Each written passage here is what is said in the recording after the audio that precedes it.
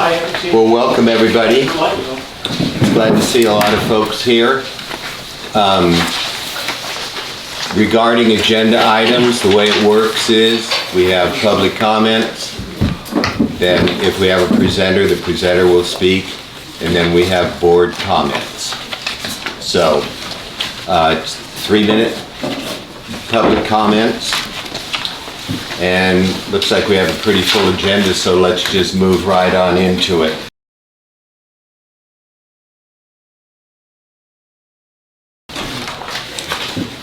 Approval of the Locke Foundation minutes.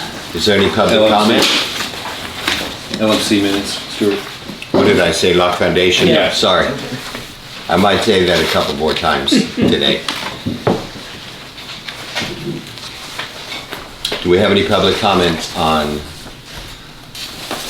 the minutes from November 13th?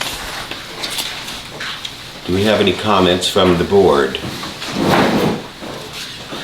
Okay, I'd like to entertain a motion that we... Chair Walthall? Yes. My apologies. I do have a public comment. Someone raised their hand in the Zoom. Sorry about that. Okay. Give me a moment.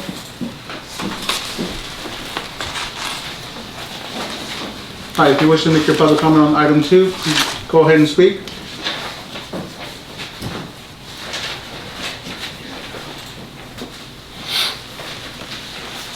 Ms. Esch, I see your hand raised. I've unmuted you or given you the ability to speak. Were you looking to make a public comment?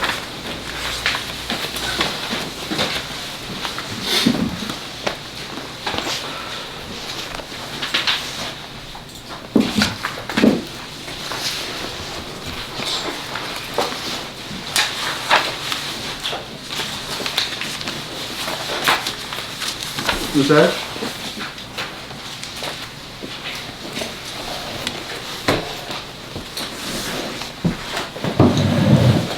I don't believe she's making a comment. Did you want to continue or wait? Let's continue. Okay. Thank you. Okay, I'd like to entertain a motion of approval of the minutes from November 13th, 2023. Second. I'm sorry. Eric seconds. Okay, could we have a roll call vote, please? Yes. Member Jung? Abstain. Member Wu? Yes. Member Lum? Yes. Member Kirk? Abstain. Member Prosser? Yes. Member Walpole? Yes? Member Heath? Yes. And the motion carries. Thank you.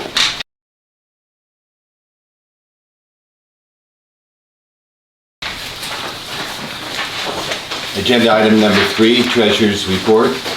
Okay. For December 23, we had a total income of $2,640 against expenses of $1,482, which showed us a net income of $1,158. And we finished December with $51,521 in the bank. Thank you.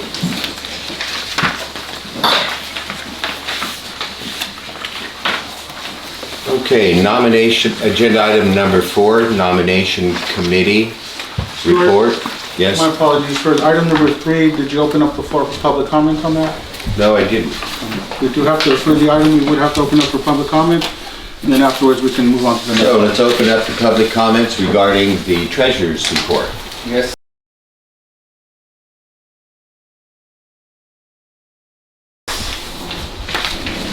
Okay, well, as a businessman, I'm very concerned about the financial health of the balance sheet. And this balance sheet, it has an account receivable of $46,900. And then your monthly assessment is $2,600. So it reflects that you have 18 months worth of assessment not collected. And compared to 1 year ago, it was 16 months worth of assessment not collected. So I am afraid that you are not making a very good progress on collecting assessment. That's all. Thank you. we have any other public comments? Do we have any on the computer? Check in right now. If you wish to make a public comment on item number 3, please raise your hand by pressing star 9. I see no hands raised. Thank you.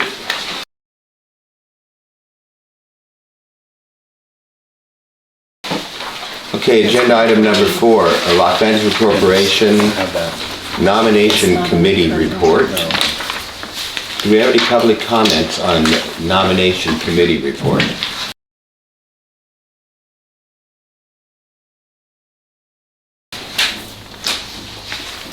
Okay, yes. Since I've been working on that committee, I'll give one. The nominations have gone out, the requests for nominations, I should say, have gone out in the mail. They went out last Tuesday, I think, in the mail. So everybody should be getting them soon if you haven't gotten them already.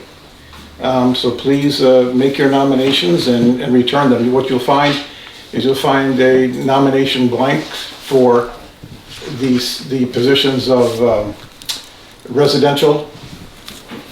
We have 3 residential Yes. and 2 commercial representatives, seats available on the board. So you'll make your nominations on the provided sheets, and we've also provided a an addressed stamped envelope in which you can return your nomination blanks. So if you haven't got them, you should get them quicker, because they went out a week ago. So. Joe, could I offer a clarification just for the public, which is to say, the nominations the eligible nominees are general property owners, correct? That's correct, Okay. yes, sir. That's correct. Could we have some board discussion on this before we open it up to the public? Well, it was open to the public. Okay, all right. But we could discuss it, yeah. Okay, can we do it now, or do you want to? There was no public comment. Okay, Well, so there were hands raised. what do you want to do? You tell me what you want to do. But I'd like to have some board discussion on this. Go ahead. Okay, so I think that we should, there's 6 property owner seats, right? As far as I remember, there's. There's 3. Okay, 3 property, no, all 3 together. residential, 3 commercial. 6 property total, owners. yeah. So, and right now it's basically Stuart and Eric. So, I don't know how we can increase the property owners that might want to be on this board. Now, the other thing that I've never been clear on is, I've got some minutes from 2010 that says, tenants are represented by the landlords who are property owners. Under the bylaw, any individual can apply for the position. Is that only for the member at large position? And are we gonna nominate for that?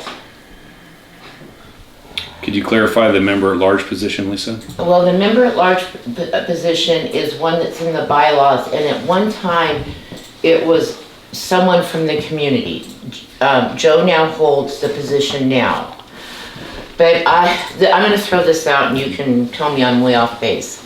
Since we don't have a lot of property owners that wanna be on the board, and we only have really 2, is there a way a property owner could assign someone to represent them on the board? I don't know. A proxy, as it were. Yes, so it might get us more people that's interested.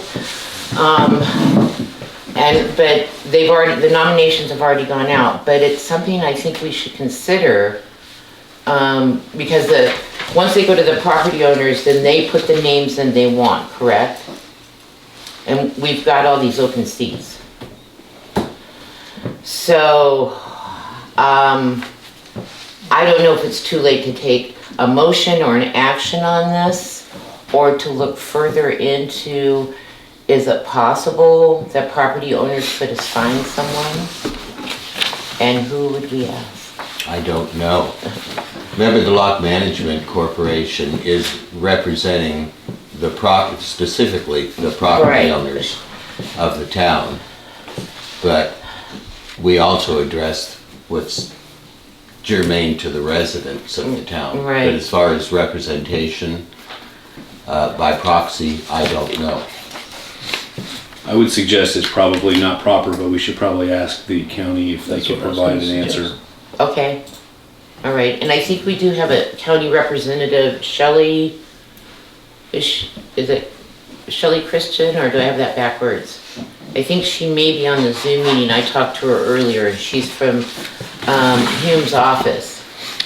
So maybe we can get some clarification, because I think it might encourage other people to be on the board, and it would give us, I understand, the property owners, but we just don't seem to have an interest. So I'm just trying to figure out other ways to get other people that are interested in the community and concerned about the community to be on the board. So, thank you. Are there any other comments by the board? Okay, thank you. Chair Walton? Chair Walton? I believe someone's trying to make a public comment, but they're having a hard time. Do you want me to just try to give them the ability to speak on this item? That way they can get their public This comment? particular item? Yes. Sure, Okay. if you can.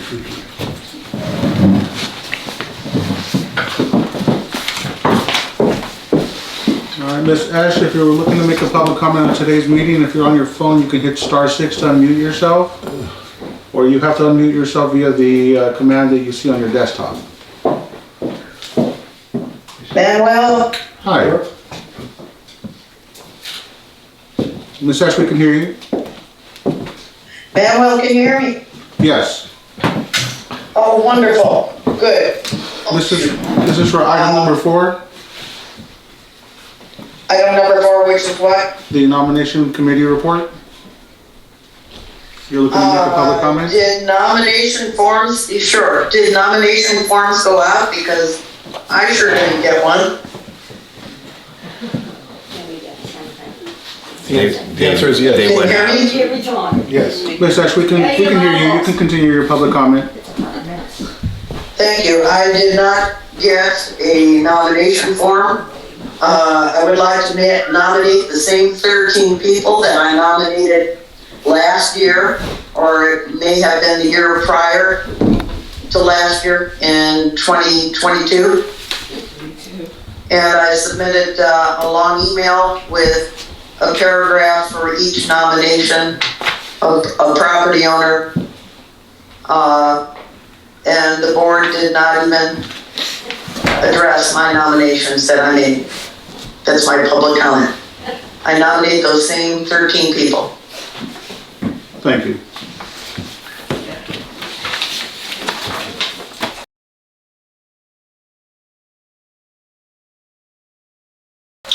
Okay, moving on to agenda item number 5. Excuse me. There's Oh, I'm sorry, Alex. Okay. Yeah. Hi, Stuart. How are you, my Hello, friend? board. Yeah, I had a little bit of a question about the nominations. I have to tell you that this isn't Q&A, it's just comment, but you can Okay. comment all you'd like. Okay, I'd like to comment that it'd be nice to have a member of the residents, a representative of the residents to be nominated, at least open it up to residents as well. I think there was a member at large position at the beginning. I don't know how that is now. You have what, 3 member at large positions now? What? 1, okay. Are you able to establish another position for representing the residents? Again, this isn't Q&A, Right. but I can remind you that there is a residential property representative on the board, Okay. Who's that? me. Oh, okay, excellent. Okay. I just want to make one last comment, okay?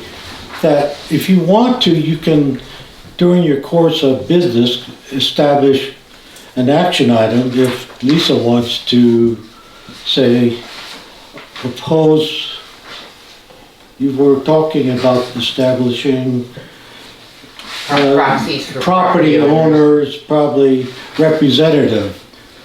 And in light of that, I don't see why you could raise a motion second it and discuss it among yourselves and pass that during your course of action right now. Thank you. But that's just a suggestion. Okay, thank you. And as a point of clarification, there are 3 residential seats open for this election. Okay, And also, an item, the county is a real stickler on this, an item has to be agendized and marked as action item in order to take action at a given meeting. okay. We Is that don't have true, kind of Manuel? Is that, spontaneity. So an item must be listed as taking a form of action, so Okay. if it's just stated here as a report with non-action, then normally you're not going to perform an action of the item itself. I This is see. just a report on. okay, I stand corrected, because I've been at other meetings where we had that flexibility, but thank you. Thank you for the clarification. Thank you. I'd like to say something. Come on up. My name is Joyce Eng, and I was a former board member of the Locke Foundation. And at that time, we had combined meetings from foundation to the Locke Management Association, so I sat in on those meetings. I understand when we went out, the letters that went out to the residents, the property owners, members at large, and to the 3 Chinese organizations.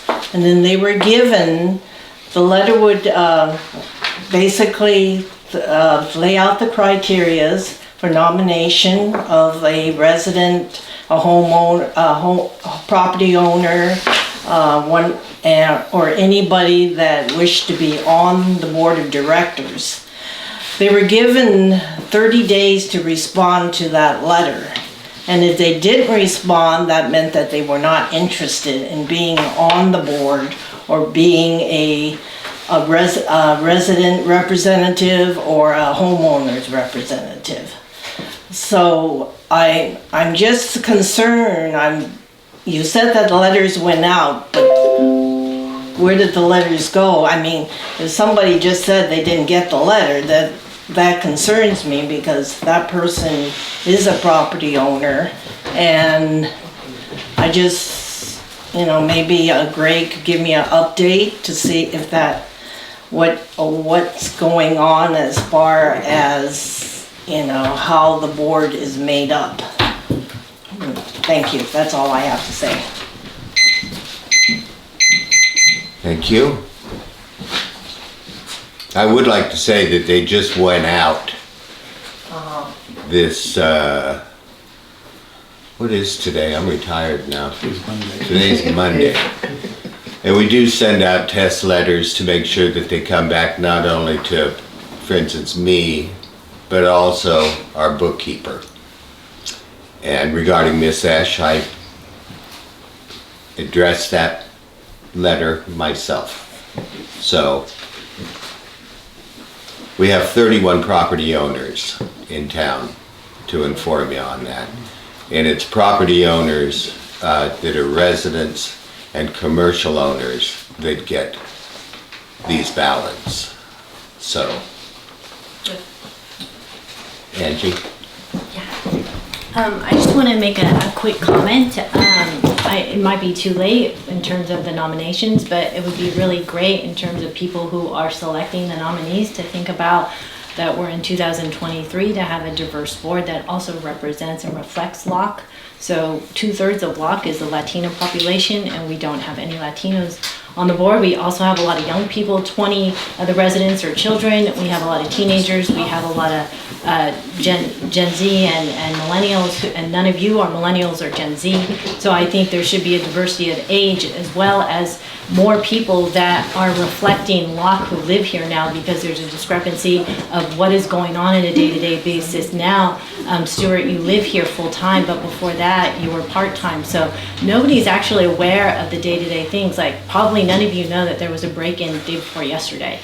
Somebody broke in somebody's house. So things like that, the prostitution in the bathrooms, the the transients, the 30 people living on Locke Ranch, I'm not sure if you guys are aware of the things that go on here on the day-to-day basis. So that's why it's really important that there is a diversity of the board, so that we do have people who live here full-time. And I know, Stuart, you live here full-time now, but that would be great that when people take in consideration the nominees for the board.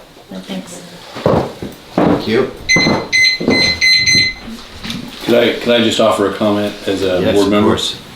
I think the input from the public on the issue of the nomination committee report with regard to the makeup of the board is very helpful.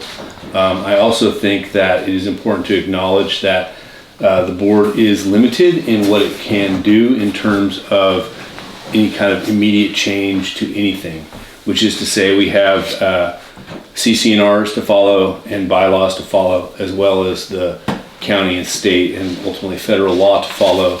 I was just looking up our CC&Rs, which does state that, you know, it sets out membership classes, it sets out voting rights, and it sets out changes to membership classes and voting rights.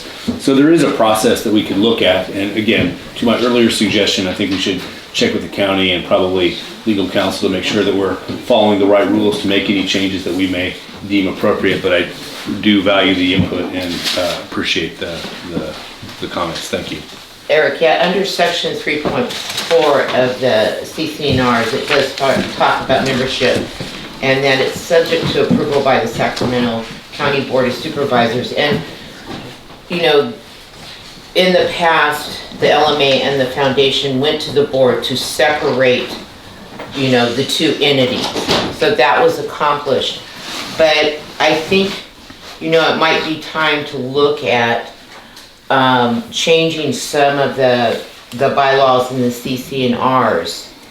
And if we could gather up a list, I know like the prior ascendants and descendant list, you know, they want some changes in the CC&Rs.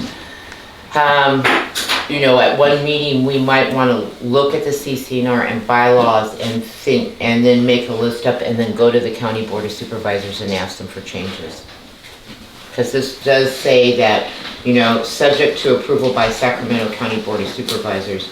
So they still have, you know, kind of control over this entity and our bylaws and the CC&Rs. Which is why we need to work with them to figure out what the next step should be. Right, and if we're gonna do this, we should probably gather up all the issues that we have and go at once. I would suggest we figure out what the process is before we gather the issues. Okay. Good, is there any more comment? I have one.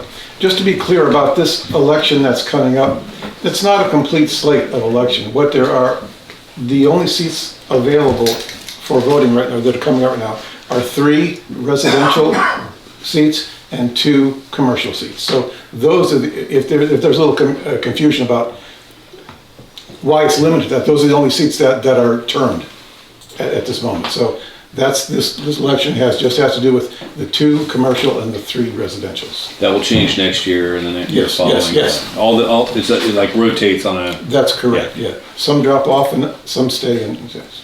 But those are the seats that are up at this moment. And a further clarification too, the other seats that are on the board, for instance, the 3 Chinese organization representatives, they are actually approved by Sacramento County Board of Supervisors. So is the historic preservation seat. We also have a seat that has not been filled for a decade, that's State Parks. State Parks doesn't want representation on this board because they feel it's a conflict of interest. So we're kind of handcuffed. It'd be nice if we had more at-large seats. This is what the Locke Foundation did. It opened up 4 or 5 more at-large seats. But in order to change any of that, as been discussed here, it has to be proposed to Sacramento County Board of Supervisors, and it's a complex and fairly lengthy process, but it can be done. So, any other comments by the board? Okay, moving on to agenda item number 5, a report regarding the fire suppression system certification. We're still waiting to get our on the schedule for the certification company. There's still some problems with people leaving things, having vegetation on our fire suppression system.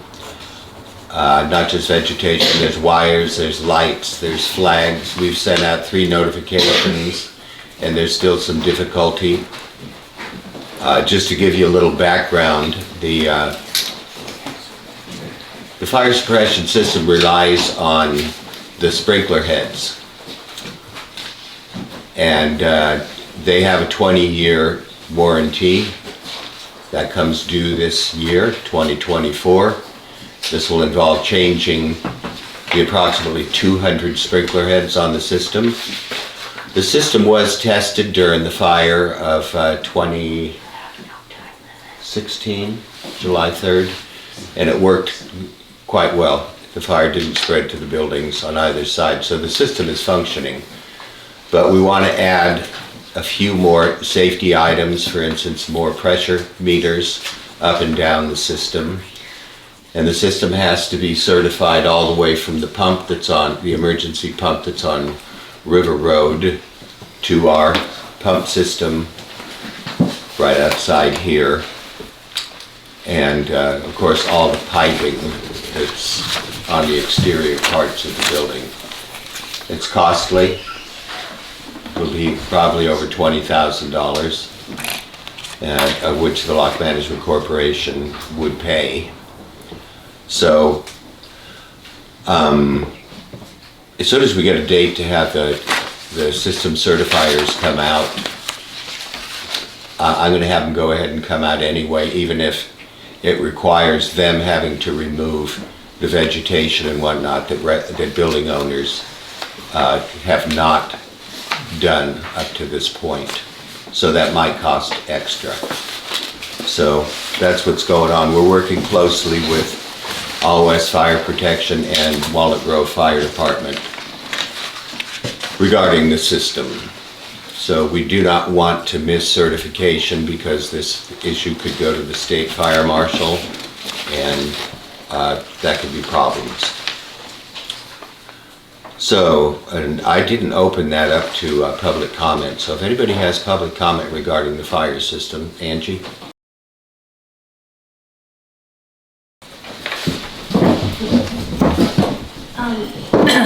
Yeah, I just wanted, I mean, it's a question, but I'll turn it into a comment. But you, Joe Pross, and I met with the Delta Conservancy in September to get funding for the fire suppression, and you mentioned it was $5,000 for the 200 sprinkler heads and $30,000 to clean up the vegetation and for the inspection, asking for $35,000. So after that meeting, the LMC or the LMA was supposed to apply for those funds. It was Prop 68 funds. You could apply for $2 million, $1 million, whatever you wanted for historic preservation, infrastructure, acquisition, and renovation. Both of you decided to, I don't know if everybody was aware of it, apply for the $35,000. It wasn't done. I reminded you over and over again. Maya reached out to me, and then you recently reached out to me asking if I applied, which I would definitely not, because I'm only a rental here, and 2 months ago I wasn't even living here, and I don't even have a right to do that. So that is also information for the public to know, and then an update for the whole board if you weren't aware of proposing the $35,000 to the Delta Conservancy, of which they were going to pay immediately because that was pennies for the $6 million they had in their kitty, of which a lot of it was designated for, but they said in January 2024 that most of it would be designated, so you better hurry up. And so that meeting was in September, if you don't remember. So if you want to make a comment back on that, then you wouldn't have to use your LMC funds as well. I'll comment on that because we did have a conference call with Delta Conservancy, and we even had Blake Roberts from Delta Protection Commission. During that conversation, they said that they would be getting back to us at the first of the year regarding this, which they did, And and the reason I asked Angie if she had already started a grant is because they asked me if she had already started a grant, because we are going ahead with that grant. So we are in connection with Delta Conservancy. I don't think they would have given us money like that. We still have, as you know, it takes a lot of time and thought to create a grant and submit it. I've looked at that grant, the proposal, and it's going to take some time to do it. It'd be nice if we had a grant committee, but we don't. So we're moving ahead with that grant money. So, are there any public comments? Yes, Alex?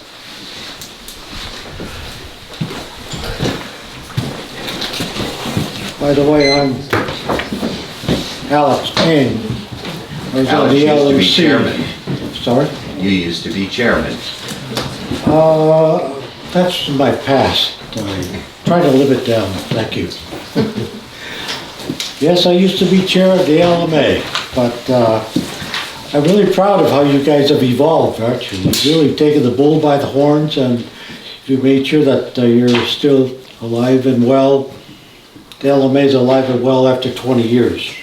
But one of the biggest concerns about Locke is fire.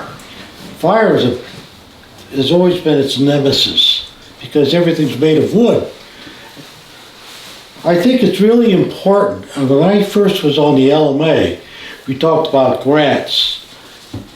Well, before you can even have a grant, you have to have a plan. What are you going to do? What are your priorities? In order to qualify for a grant, you have to have a plan in place so that the grant will fit your needs.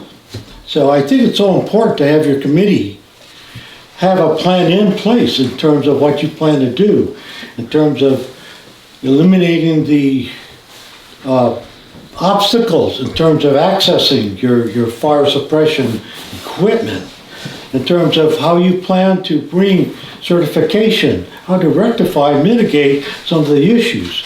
So you have to get those things, all your ducks lined in a row before you can actually go out and shop for a grant. So I encourage you to have a committee formed to put a plan in place so that you could qualify for grants that may come up. Thank you. Are there any other public comments? Yeah, and I would also say, before you write that grant, why would you ask for 30,000? You've already said this costs 20, this is 30, and you said there was 800, how much was the total in the kitty?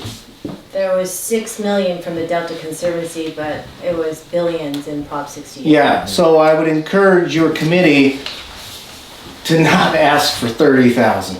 Plus, every grant place they go, okay, they're asking for 30, we'll give them 15. That's how the nature of the world is. Don't ask for 30. Ask beyond what we need, or at least get a plan and at least have it meet the needs of the town. And ask for that amount and start there. 30 is just almost silly if our needs are way beyond that. All right, thank you. I was resisting.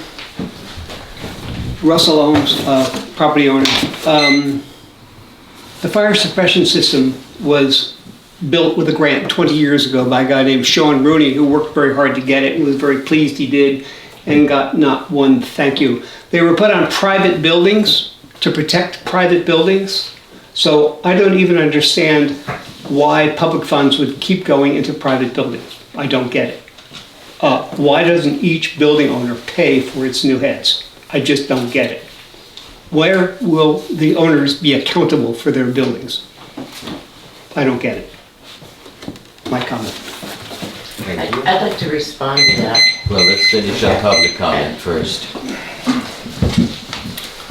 Well, Douglas Shaw. Well, as I have the first experience of a fire incident in the town. Yes. And the fire suppression system at the time was activated. And the purpose of the suppression system is to stop the fire from spreading to other buildings. So It is, so the system is designed for public good. It's not to save the individual homeowners' properties. So that's my first-hand experience to share with the public. Thank you. Are there any other public comments, Deborah? I snuck in last minute. Hi. Deborah Mendel, property owner and resident, and former board member. Thanks, you guys, for all showing up. It's not easy. I just wanted to make sure that everybody knows that this fire suppression system is working currently and in order. Warren Titik often calls me with questions and issues.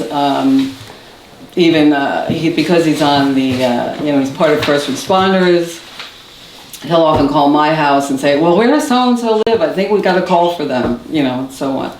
So,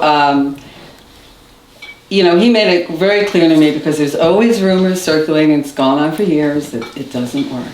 And it does. And in fact, it's my understanding from talking just today that this system works now and everything is functional. It is not faulty, it is not defective.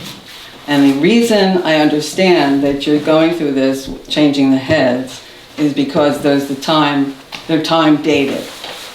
And it wasn't finished, according to Warren, in 2023, because the time date on the current heads of it for inspection would be the 24 this year. So you're actually saving us money by not requiring a second certification. So I really appreciate you doing that, and I want the public to know that it functions, it's not faulty, and Douglas knows more than anybody, it works.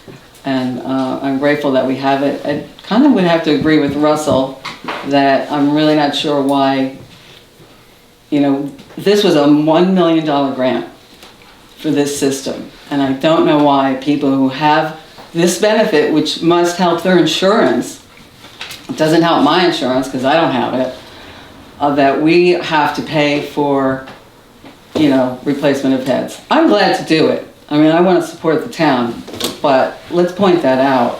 And also I appreciate that you are even attempting to consider a grant application, because since this board started, we've never had a board a member who can write a grant. I mean, you guys don't have time. I know that. So thanks for what you do. Alex, you've already had your shot. 30-second comment? Go ahead. A 30-second comment. Can't talk twice. Fire doesn't know whether it's personal or public or private property. Fire is fire, right? I mean, what's the difference? You want a suppression that covers everybody, period. Okay, I can't do that anymore. So, are there any more public comments regarding the fire suppression system certification? I'm going to open it up to, is there any on the... Let me check. Anybody wishing to make a public comment on Zoom, please hit *9. This is for item 5 of the agenda. Again, if you hit *9, you can raise your hand in the Zoom to make a public comment. I see no hands raised. Okay, I'm opening it up to board comments. Okay. The fascinating thing about the configuration of this board is it's part public entity, part common interest development. So the seat that I represent is appointed by a legislative body, Sacramento County, that makes it a public entity. That's why we got money for those walkways. That was taxpayers' money of Sacramento County that did those walkways. And this town is open to the public. If the back wants to close off and not be open to the public, I understand that. But all of these walkways are open to the public because of our historical value, because of what we are here. And we cannot close off walkways and let buildings kind of deteriorate because we think it's the individual owner's responsibility. If there's funding available, and because we are a public entity, we should be applying for that. So if it takes a grant writing, you know, I've done grants before, I have a minimal amount. You know, there's usually an outline. Jean Hilbatova down in Ileton was willing to help. She gave me the format for one grant that she wrote. She said, this is the basic information you need in the beginning of it. But there seems to be, for some reason, property owners don't want grants, and I don't understand that. You know, if you don't want them in the back, that's fine. But the things that are going up on front, we want to preserve this town. And we're gonna need the money to do it. Bringing in $60,000 a year is not gonna do it.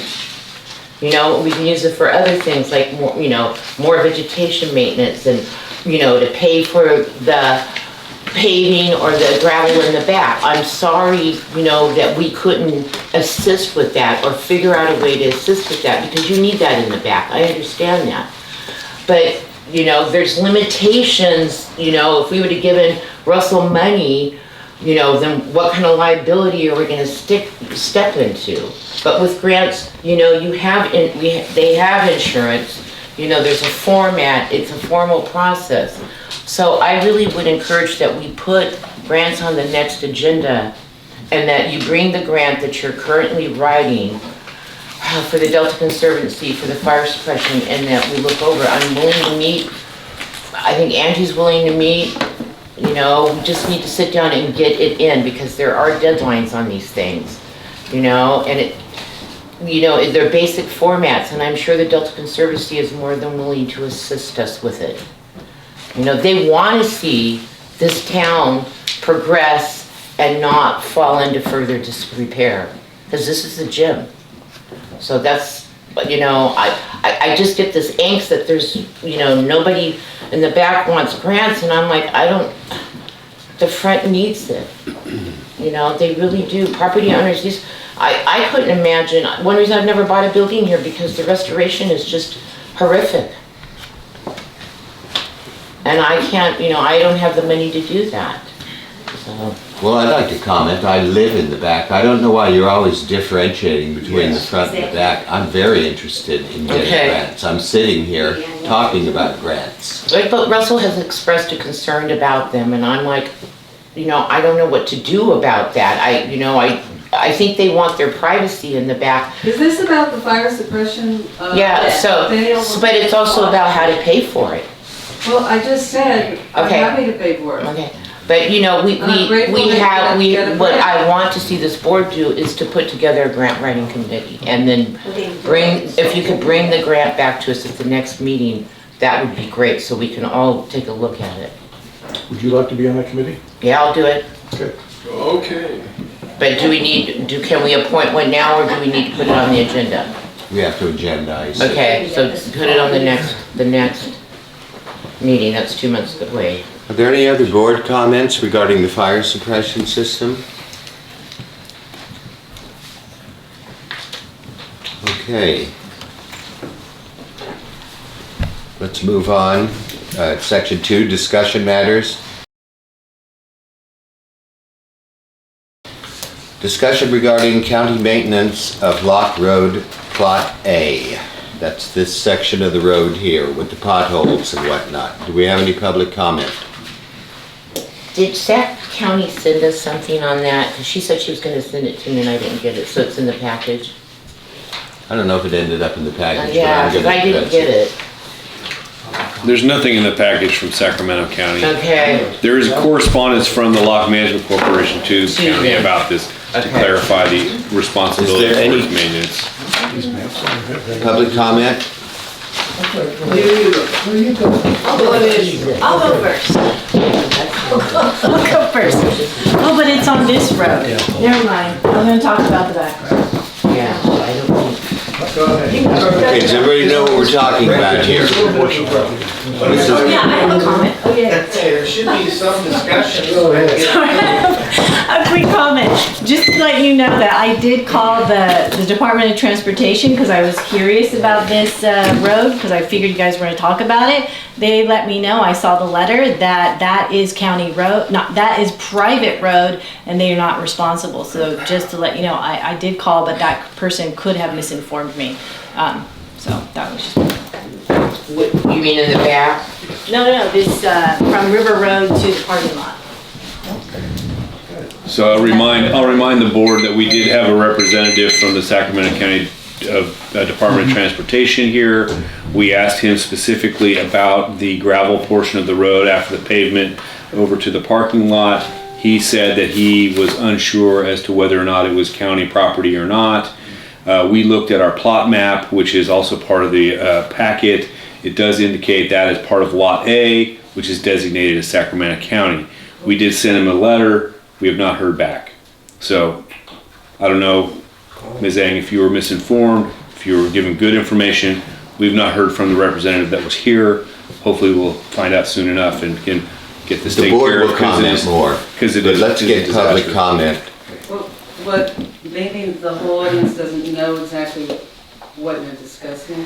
Yeah, there's, the way it's formatted, you didn't give any upfront conversation. This is, the county tells us that we have to do the- public comment first. But Chair Come to the They don't know podium. what you're talking about. Chair Walcott? Yeah, Yes.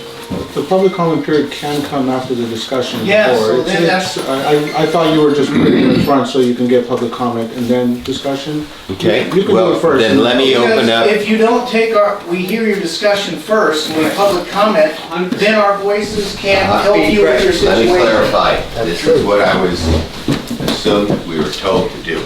I agree with you. great. You want to be informed before you make a public comment. And we'd like to Let's be first part of get the one thing process. straight. It isn't from the River Road, Angie. It's from the end of Main Street, where it's paved, the area we're talking about, past the parking lot, and it ends with essentially where the end of Ning's property is. This is dealing with potholes. The question is it owned by the county? Because the county, up to a while ago, never acknowledged it. In fact, the county came in and they put pavement on our main street, and they didn't cover that area, so it was assumed for a while that was our responsibility. Russell Ohms for years had taken care of the potholes for free. Takes about an hour to do it. Now we're in a discussion with the county. Do you own that?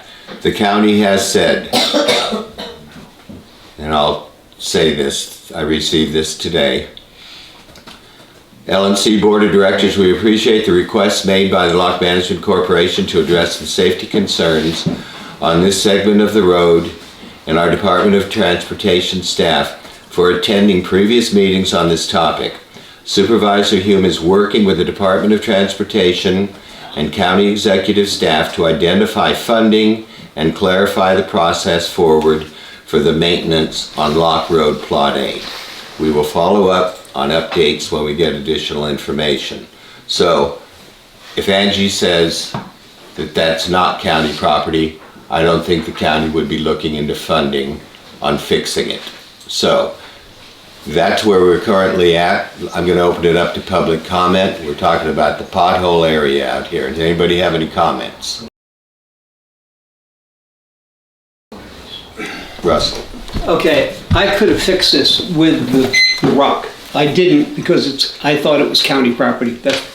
So I wasn't gonna touch county property, like I won't go on state property behind the town. I know that counties, states, I don't wanna put rock down and they say, get that rock off. So, I can fix it easily, as you said, in an hour with the bulldozer spinning around. So I can keep it better, but if you want rock, let me know. But I don't know what to do now because it's going to be another winter. But I can come out and get, lessen the depth of the potholes. But that road has to be really worked on very hard because it's a problem. The back roads weren't like that. They didn't have those deep holes that had sunk in. So it really worked out well to put the 3/4 crush on there. Okay? Thank you. Are there any other public comments regarding that area of the road?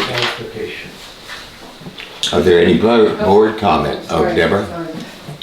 I just want to make sure everybody understands. So Locke Road, Lot A, which encompasses the entrance to town, Main Street, and part of the gravel, is owned by the county. I don't have to answer, but that's my understanding. And you can comment and correct me if I stated it wrong. Thanks. Right. Chair Walthall? Yes, I do have someone on Zoom that wishes to make a public comment. please. Ms. Esch, if you wish to make a public comment, please unmute yourself.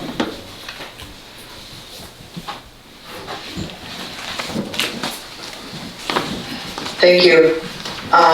Regarding the gravel that was put down, I thought the board had a discussion in November, or perhaps it was the meeting before that, where they did not approve Mr. Oom's being the contractor to put the gravel down because of liability purposes. Thank you. Okay, there's no other public comment on We Zoom. have, not on Zoom, but we have. Okay, Brock? Yeah, I would just say fill the potholes. I highly doubt the county's gonna come in and say, scoop that gravel out of the pothole. We're really upset. So I'd just like to see the potholes fixed.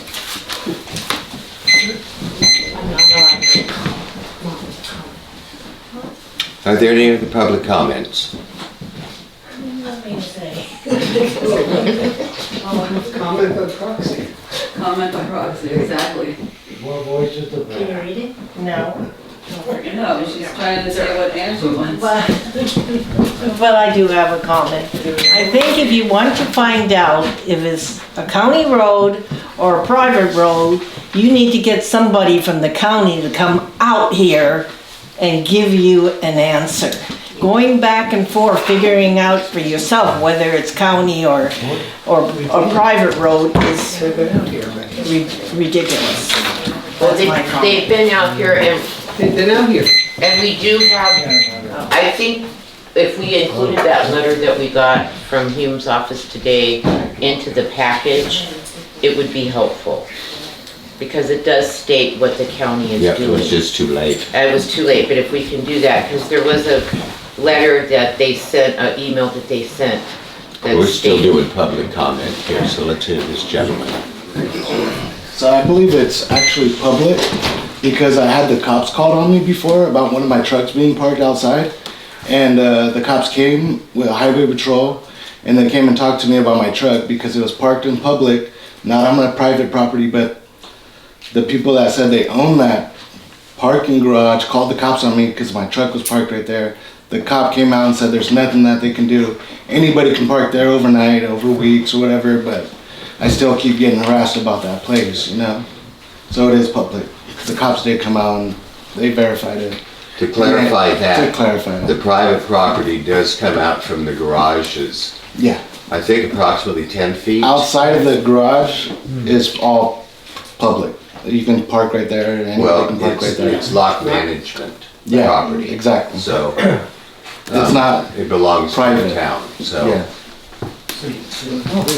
it's common area, I should say. Okay, any other board comments regarding the potholes area? Okay.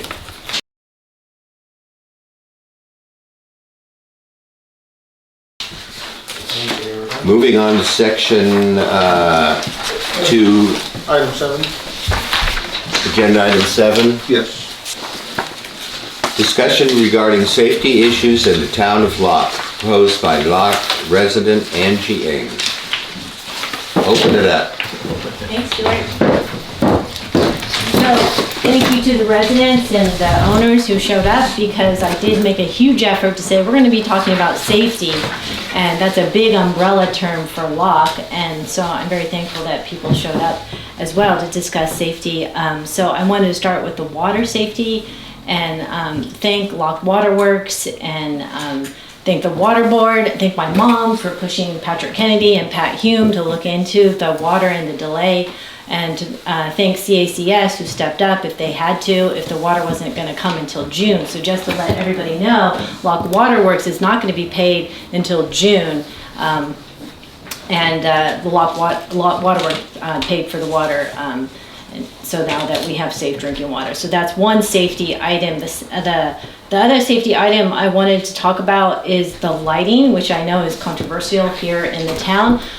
There's certain spaces that are really dark, so the ones that I myself want to focus on is the parking lot in the far back of the parking lot. It is very, very dark, and this should concern you, Eric, because you own Owls, or you're part owner. And so when people go to Owls or the Pearl at night, or people visit your friends that live here, it is extremely dark. I even have a text from Taylor Stewart, who was a resident here, who said he wanted to come, and I said we'll be talking about lighting, and he wrote to me. He's in his 40s, he's a person of color, he's a man, and he says lights are definitely a big concern to me because I walk at nighttime and it can be extremely dark. So for some of you who don't know, that we have to walk sometimes from the front to the back, so the alleyways are really dark. I suggest residents, if you can, maybe put little Christmas lights or tiny lights so that there's a little bit of light. I know this is maybe controversial for the ghost tours or the nighttime tours where they want it pitch black. I also know it's controversial to have any light because of the stargazers or the people who want total darkness. But safety is a huge issue, especially in parking lots. In the back parking lot, there's 2 lights that blink on and off. Mostly they're off. And so parking lots are known to attract crime when they're dark. And so that has been an ongoing thing with prostitution, transient sleeping there, as well as break-ins. When I moved to Locke, everybody said it was very safe, and then when I move here, people tell me what really actually happens. So I think it's very important that there is a little bit light in key areas. River Road by Lynette Hall and Yung Chung, there is a light that has the lid off, and Lynette told me that they came and fixed it, but it's out again, and that's really important because 6 cars in 1 week were hit, 4 on River Road, 2 on the other side at Kathy Chandler's, and that was just in 1 week. So that's why the Department of Transportation are coming out to survey the road for the lights and the signage there. So that brings me also to, that was the light. The next thing is River Road. I overheard Ginny speaking to Clarence about something we can do there, because everybody drives around 60 miles per hour.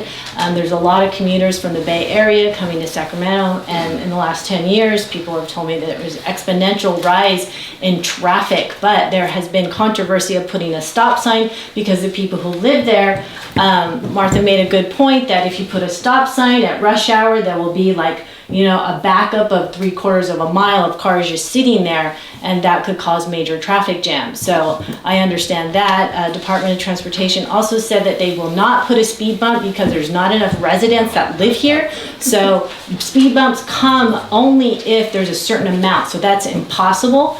Also, it depends on their budget. It takes 4 weeks to install a pole and a stop sign if you wanted that, and the residents wanted it. It's up to everybody. Otherwise, there was a good suggestion of maybe a blinky light with a pedestrian sign or something that people can visibly see. There are 4 mileage per hour of 35 miles per hour, of which almost everybody ignores. So I think that is a big issue. We don't really have control over whether they'll do that because that is a county road, but they're investigating it right now, and they said they could possibly install a sign by the end of this month. Depending on what people wanted, right? So whether they want a blinky sign, a stop sign, I don't think a mileage per hour sign is gonna work because we don't need 10 miles per hour signs everywhere. And we cannot dictate the miles per hour as well. So that is a issue. The potholes, another one. I was thinking of the liability when you're walking at night or even in the day. There's a lot of tourists, there's a lot of seniors. Stuart, you drive to the boarding house, I assume it because of all the potholes or the mud. So I think that a lot is very dangerous at night to be walking in the back there. I do thank Russell Ohms for paving the back. I'm very grateful for that. I feel bad for the people who are like in the alleyways where it's really muddy, or also going from the parking lot. And then also addressing the potholes, I just looked at that. There's a backlog of about $850 million in Sacramento County for filling potholes. So I would not wait for them. I think that was about it in terms of safety.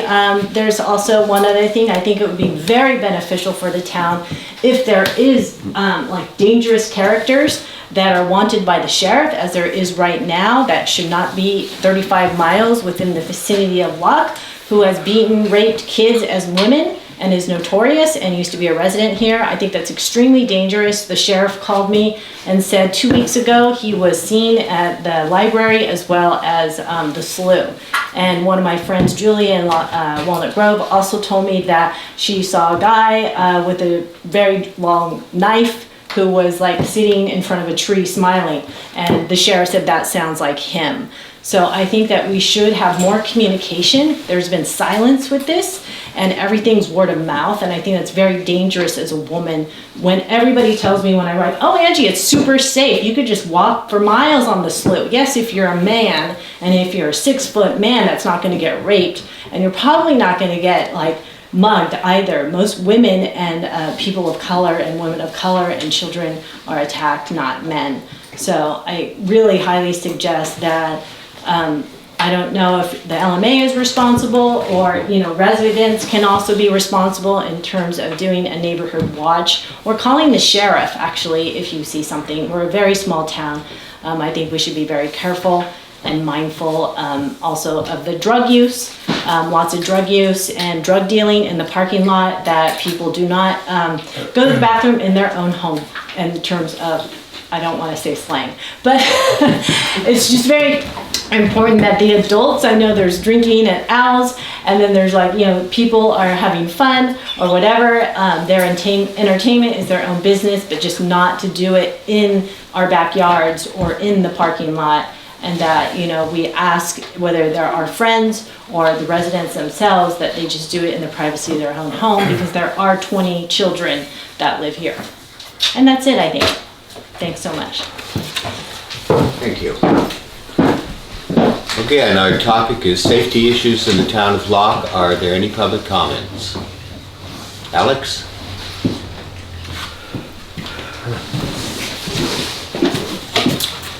Thank you for your forbearance. I think Angie brings up a lot of good points. She's been living in the town. I think so many of us are essentially, we're here on weekends, we're volunteers. We don't see the day-to-day going-ons in Locke. Angie's been here for about a month and a half as a resident. She's new to Locke. But in the short time that she's been here, she's been able to contact all the residents. She's been able to talk to everybody. So she has an in-depth look at what is going on in Locke. So I ask you to pay attention to what she's saying, because she speaks for a lot of the residents, a lot of the people, a lot of the families that live in Locke. So safety is a big issue that I didn't even know drug dealers and prostitutes were even in the town, to tell you the truth. I thought it was just visitors that come on weekends and have a good time at Al's. But apparently Angie has a more in-depth view and perspective of what's going on in Locke. So thank you for your attention. Thank you. Are there any more public comments on safety? Where does one begin? I'll begin with a story. I used to live in Spain, and I watched in 1970, the kids were running around with a button on the collar. They had a button sewed to the collar. I said, what's going on? And they took the idea from magazines, but actually it was a button-down collar. And they just put a button on the corner of the collar and walked around. They didn't know because they didn't look deep enough. There's a thing called consensus reality. If I were to take a consensus reality in Locke and walk around and I found 5 people that believe in, extraterrestrial beings, 5 people that believed in Sasquatch, and 5 people that were waiting for Armageddon, the consensual reality would be pretty miserable.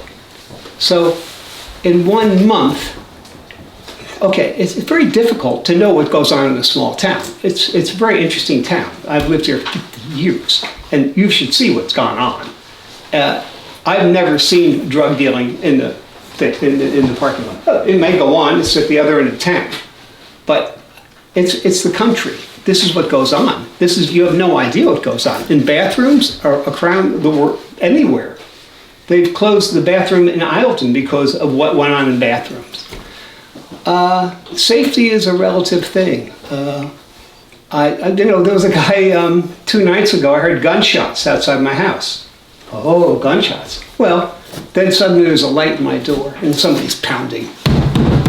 And I go down, it's 3 o'clock in the morning, and there's my neighbor with a headlight on. There's a guy running around here.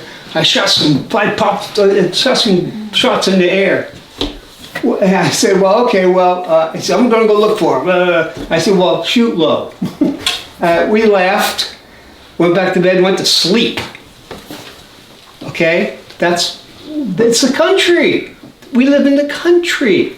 This is the way it is. You're not gonna stop it. So if you want to be scared, make a bunch of rules that you can't enforce. We can't enforce Bobby Mondragon. He has free will. The police, once he's done with a sentence, he's let out. And they let him out. That's it. He'll be here. And a lot of the stories that she heard happened 15 years ago, 5 years ago. And she's accumulated all into one moment.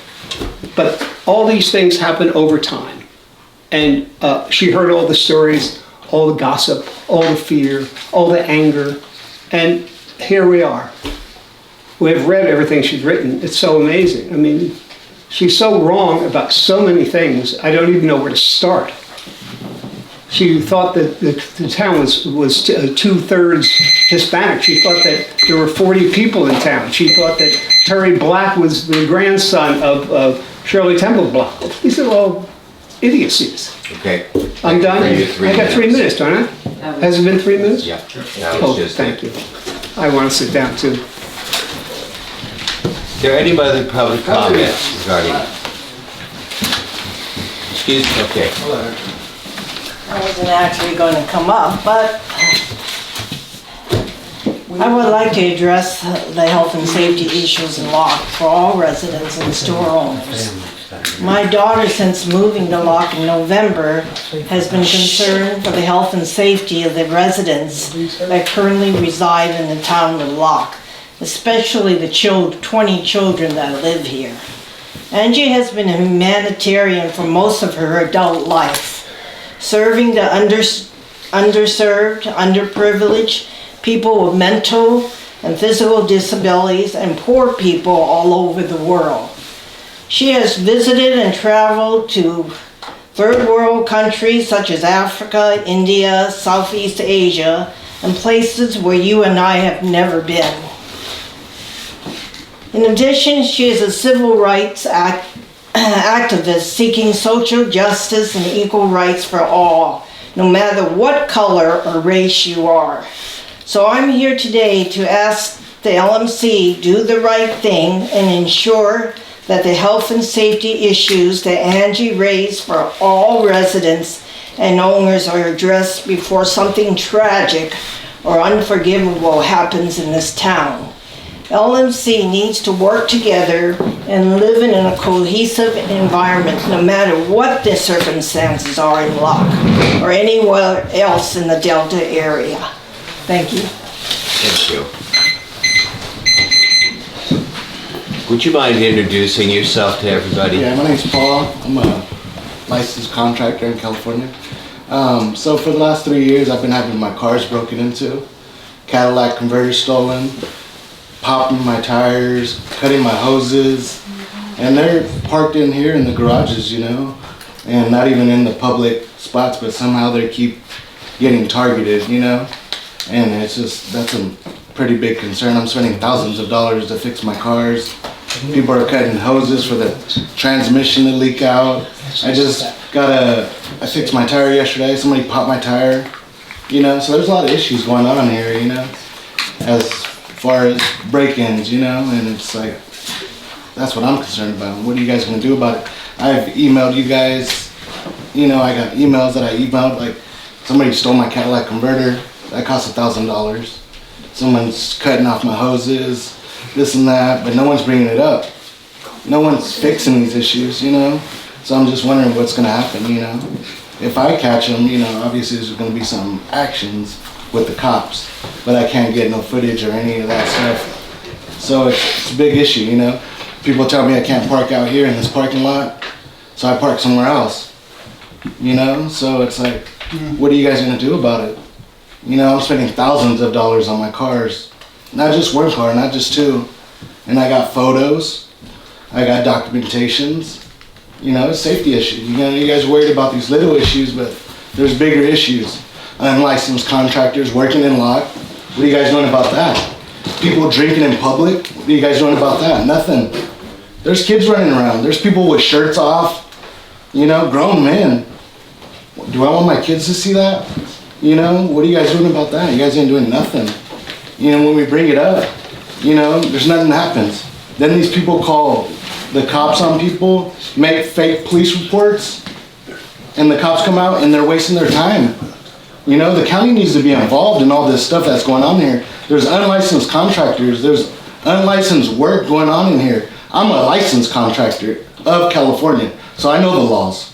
And I see what's going on here. I've been living here for 5 years. And you guys don't do anything about this stuff. You guys let a lot of people get away with a lot of stuff.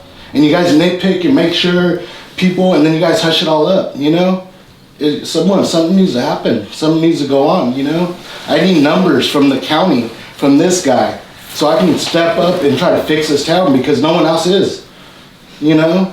It's like, people call the cops for the wrong issues. They need to call the cops about the right issues. Or they need to bring the counties in here to fix all the real issues, not these non-issue things, you know? That's all I have to say. Thank you. Tony?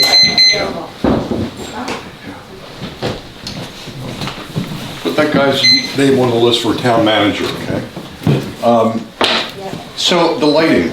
I worked on lighting a while ago with SMUD to try to get basically Locke bathed in a nice light, an even light that would light up all the necessary places that would make Locke a safer place. I got nowhere with SMUD. So if anyone knows anyone on the board in SMUD, right, then we need to, now it's time. The problem is, in a nutshell, the intensity and the color of the light that they usually put in Sacramento or in airports and stuff like that is way too bright for Locke. And if they use a lesser light, they would have to go out and buy 2 sets of lights for the entire town of Locke because they don't keep them in stock. And that's the problem. They don't want to spend money on a different kind of lighting that they don't have. So if we can convince them to do that, or we can nudge them somehow, I think that would help. The best case scenario would be to, because it's an historic district, I think it would be a good idea to look into trying to find money either in Sacramento or somewhere else to change the lighting, to put more poles in with gooseneck lighting or some period lighting. And I really think if it's done right, this can, I mean, don't get me wrong here, this can look like a movie set. Right now, it's sort of looking like not so inviting when you walk around at night. So anyway, that's the work I did, and I spent a lot of time on it. Just, you know, it wasn't just a couple calls. It was months and months of emails and talking to people and everything. And boy, they really had, they talked a really great story. And I thought, finally, I got somewhere. Nothing. So, Douglas, maybe we can talk. Sure. Okay? Thank you. Thank you. Brock? Yeah, I've been here about 20 years, and I can't speak to everybody's perspective, but I can tell you my own. And I do think there is a growing frustration with homeowners not feeling that we're adjusting to the needs of the town. Just in the last 3 or 4 years, in 15, 16 years, I didn't even, half the time didn't lock my door, never left it open. I've had dealings with a sex offender at my front door. I saw Xiao Ming robbed at knife point. These aren't made up stories. They're real things happening in the last 3 years. So I do agree with Paul. There's a frustration. Also, we can't deny that 20 years ago, the traffic on that road and the speed was different than the last 3 years. We're seeing way more traffic and way greater speeds. There's been more wrecks in the last 3 years. All of them were due to high speeds. Even the last one. That guy was probably in a semi-truck going about 60 miles an hour. So the frustration is, you didn't create the problem, the times are changing, we need to adjust with it.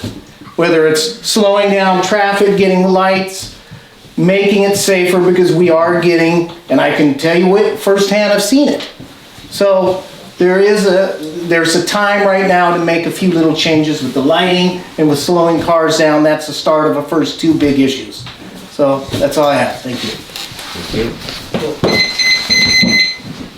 I'll come in. Oh, Deborah? I thought Douglas was coming up. Yeah, so did I. What was I gonna say?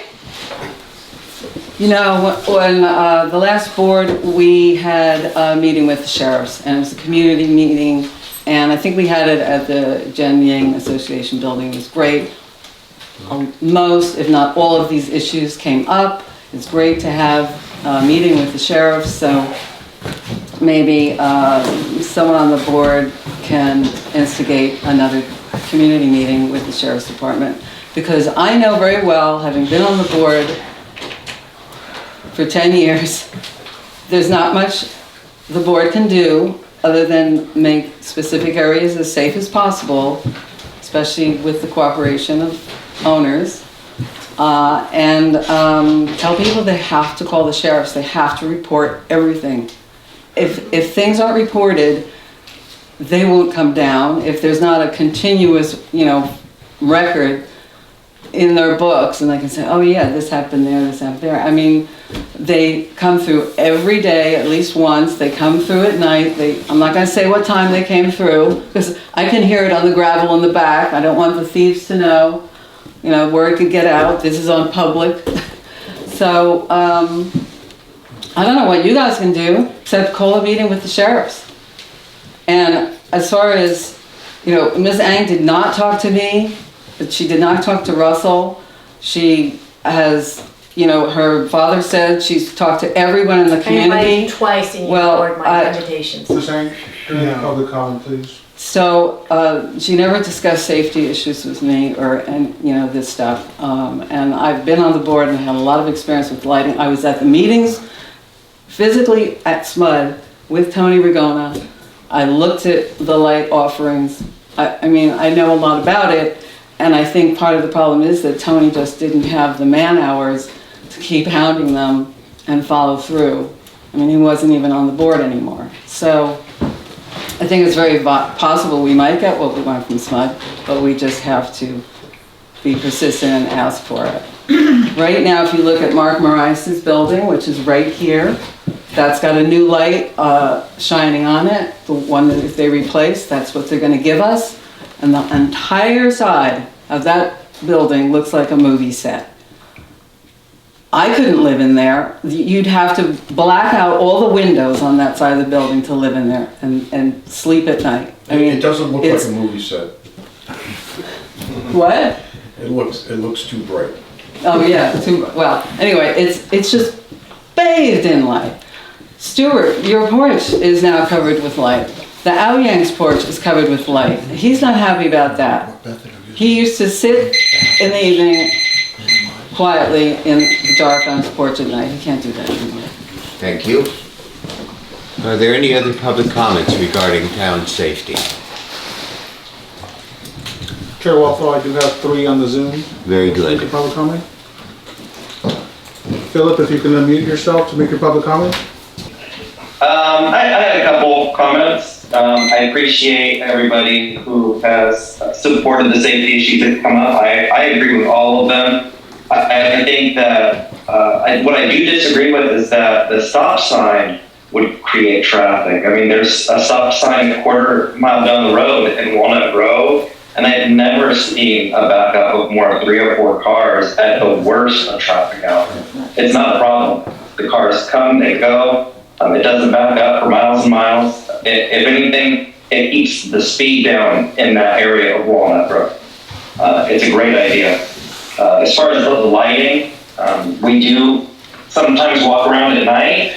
We go to Al's. We have 2 little girls, and it doesn't feel safe walking there in the dark. I'm one of the people that has a very bright light, public spotlight right outside of my house, and yeah, if I'm, directly in front of the window, it hurts my eyes and it's not very pleasant. But I'll take it over a dark road outside. Because when you have dark roads, that's where people that are no good are going to take advantage, and they're going to park there, and they're going to sell their drugs, they're going to drink and throw bottles on the ground. And it's just that since the light's been out there, it's been clean. Those 2 things, I think that the stop sign is a good idea, and I think the lights. Thank you. Next one. Amy, if you wish to unmute yourself, you can make a public comment. Amy, if you're joining via phone, you can hit *6 to unmute yourself. Ms. Esch, if you wish to make your public comment, please hit *6 now. Ms. Esch? Manuel, can you hear me? Yes. Thank you. Hi there, this is Martha. I believe that 2 speed bumps added at the north and south ends, near the entranceways and the exitway onto River Road would do wonders, and decreasing the speed limit down to 25 like it is in Walnut Grove. Same thing. If you want to add a stop sign, that might work. I have seen traffic backed up in Walnut Grove at peak times on the weekends. That goes quite a ways, all the way over to the Locke channel sometimes from that stop sign. So I don't know if it would back up in front of Locke, but it might block the traffic out of Locke as well as the traffic trying to get into Locke. But also we have a crosswalk going across a 35-mile-an-hour road up there, and there's no light attached, blinking light attached to the crosswalk for the pedestrians to manually activate to get the cars to slow down.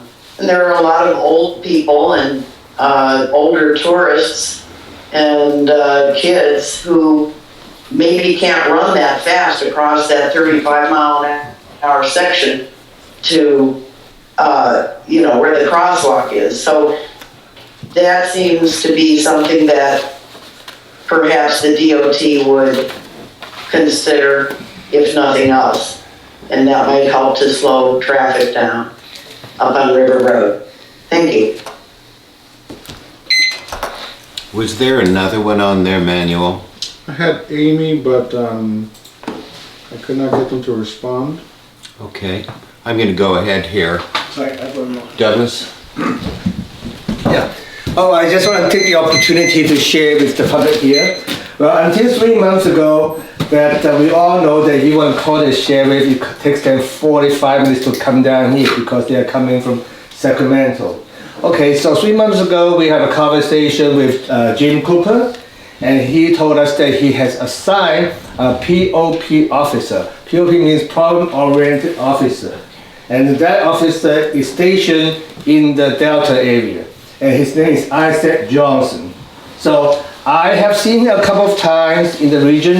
He's the sheriff's car parked there, he's in there. So for you guys who are concerned about the safety, I just want to know that, the sheriff has done something for us.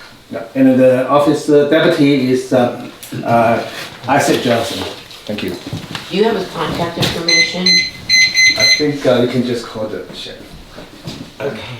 911.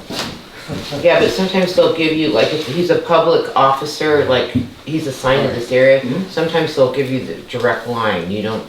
Yeah, I had it, but not on me. Okay. I can send it to you later. Okay. Yeah. Are there any other public comments regarding town safety? I'm gonna have to open it up to the board if we can't get it through to Amy. Okay, you can take it to board discussion if you like. Okay, I'm gonna open this up to board discussion. Well, I really appreciate all that Angie has done, and, as a single woman in this town for 20 years, I've dealt with all those issues and really have gotten used to dealing with them, which I probably shouldn't have had, because I know how dangerous they are. And, I've seen children put in situations in this town that, just, it's out of the norm for me. So I really do appreciate you bringing this out.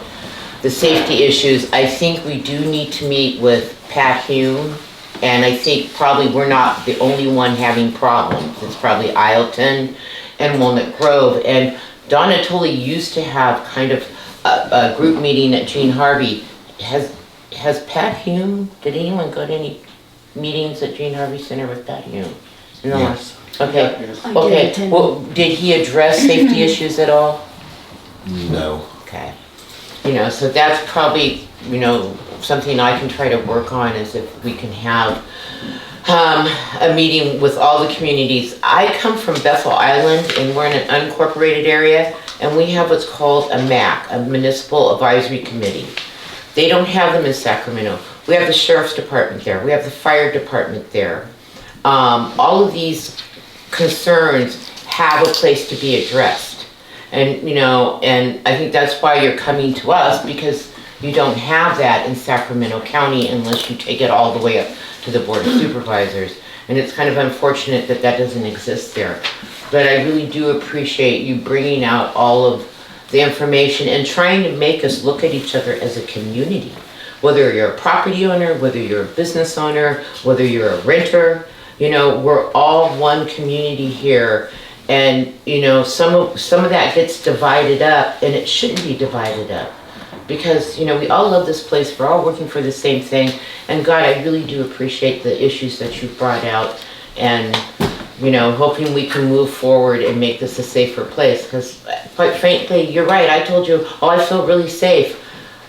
But there are times I don't. But I don't have anyone to turn to, except for myself. So, thank you for that.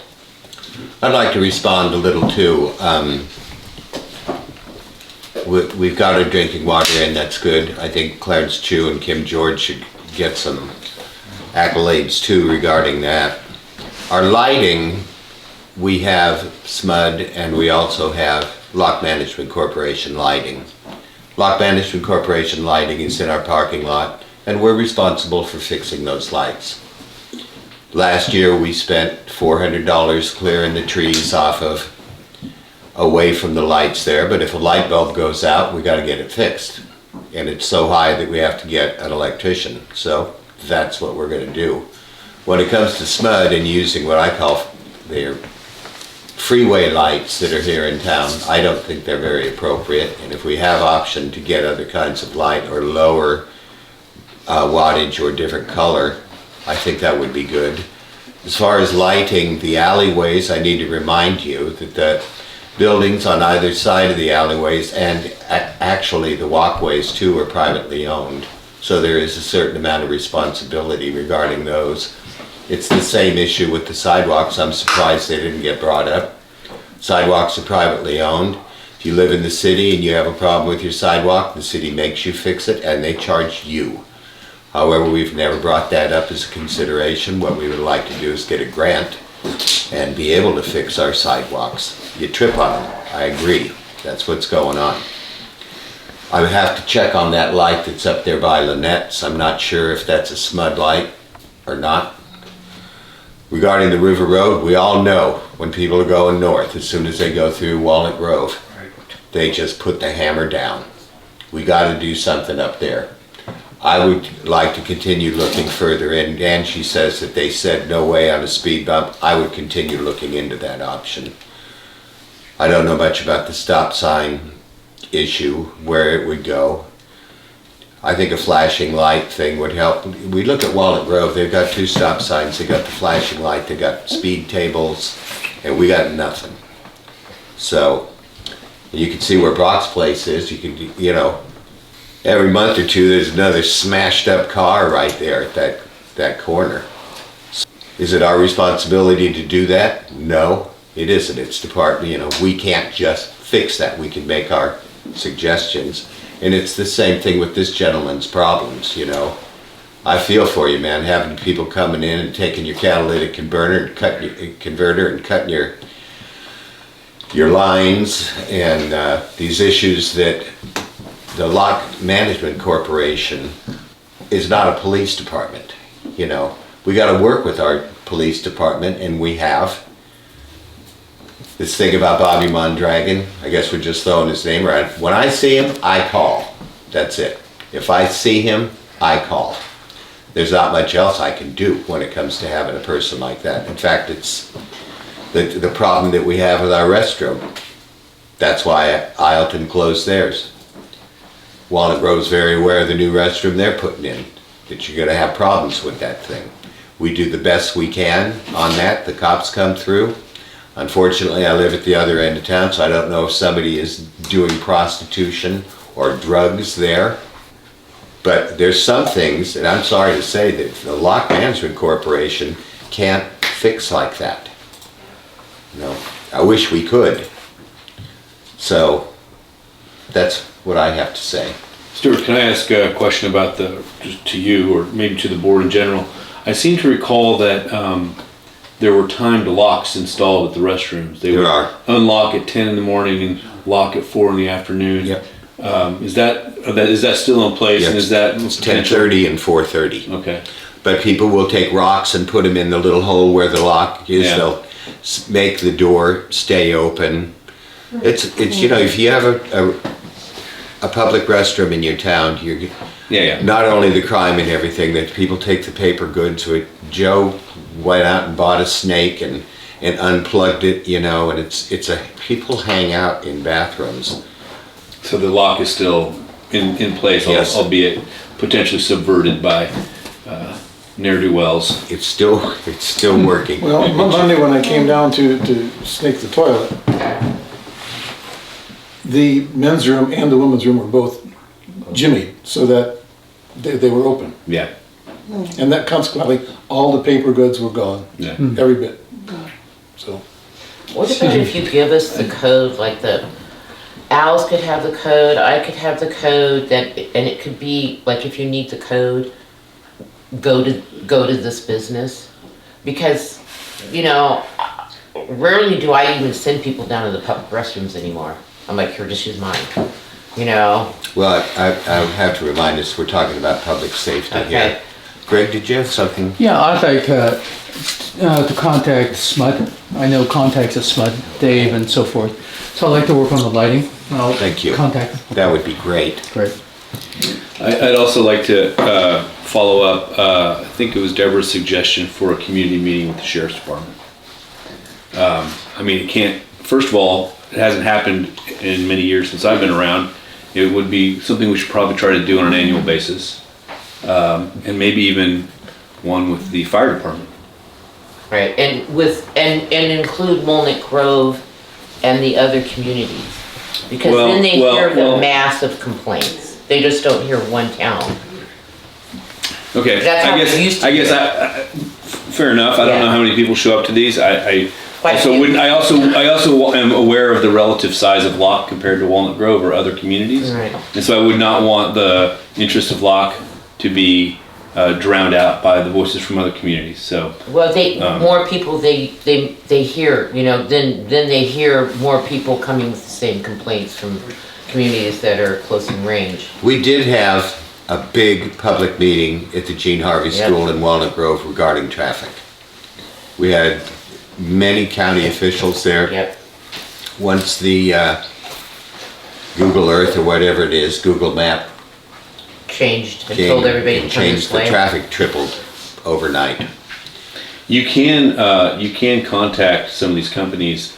For example, I know Waze, which is a mapping service. It's owned by Google, and you can tell them to take your, if you have you probably can't do it with county roads, but I know certain neighborhoods that they would route traffic through because of congestion in the Bay Area, and they start routing people into like neighborhoods where it's just 2-lane roads and kids playing, and the town said take these roads off, Yeah. and they complied. I mean, if it's about Highway 160 here, that's probably not possible, and we don't have any through traffic here through town, but that is something we could at least investigate or ask about. I think having a community meeting with the police so we can get people back here again to discuss that. Is there any more comments by the board? Okay. Let's move on.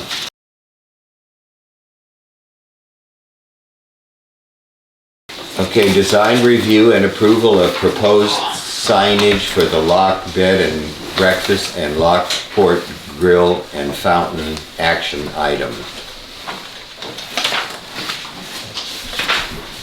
Well, since we don't have to have public comment before, but we could have it after, this was brought up by Ms. Esch.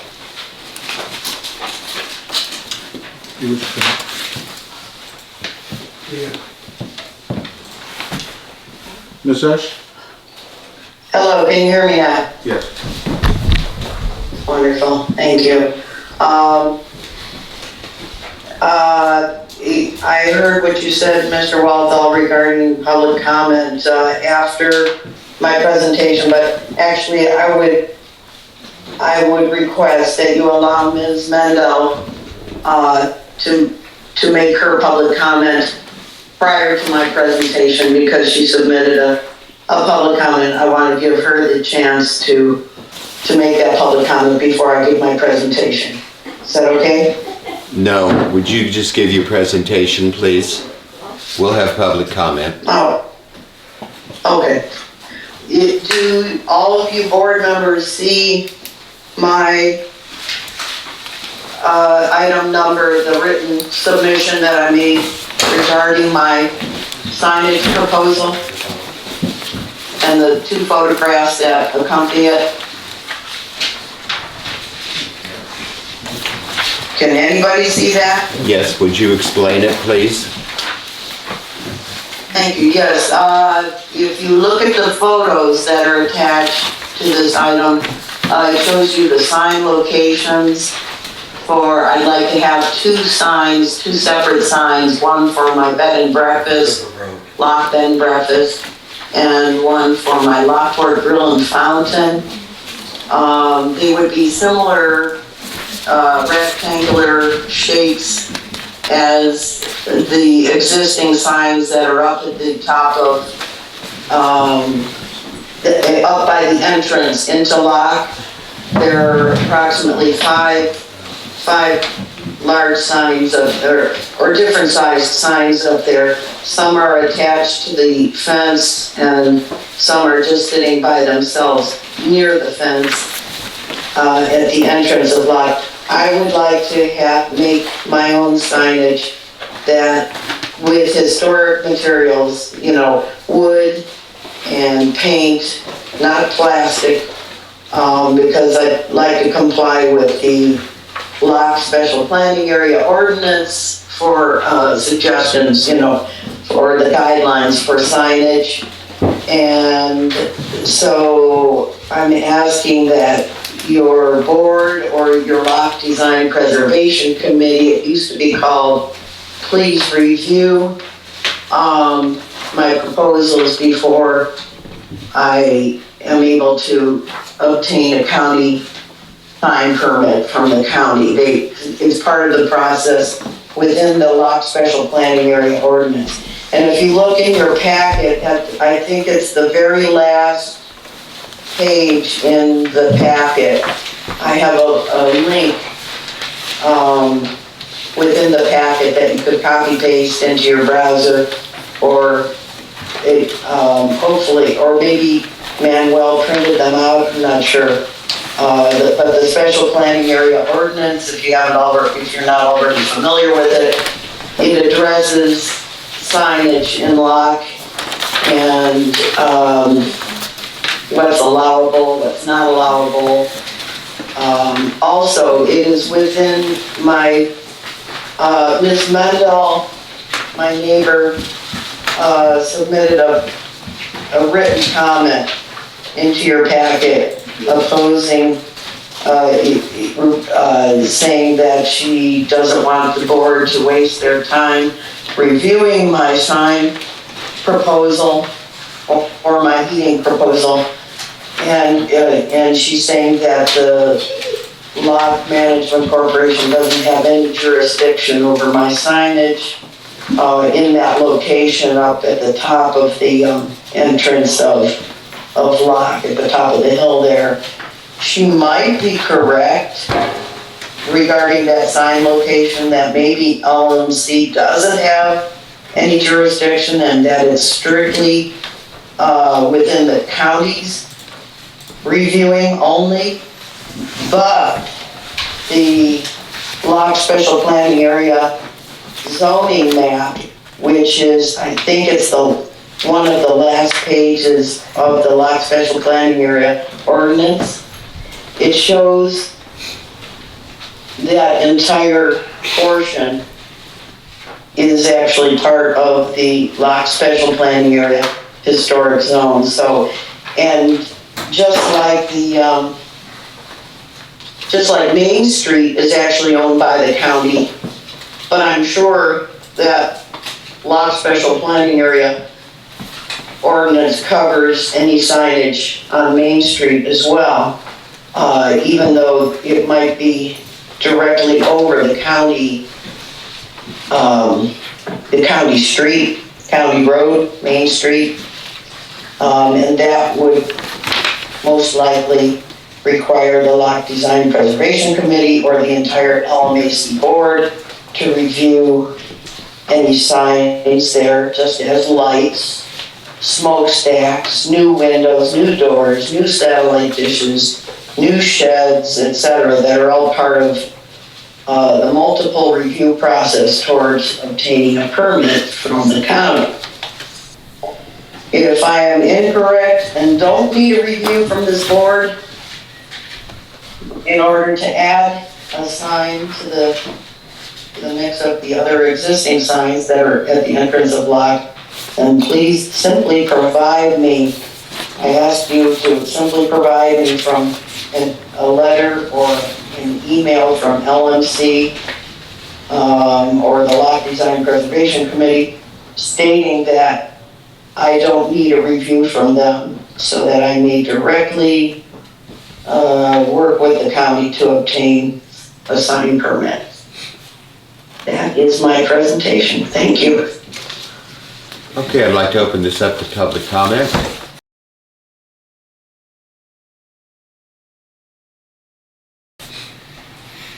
Alex? This must be my night to speak. Okay.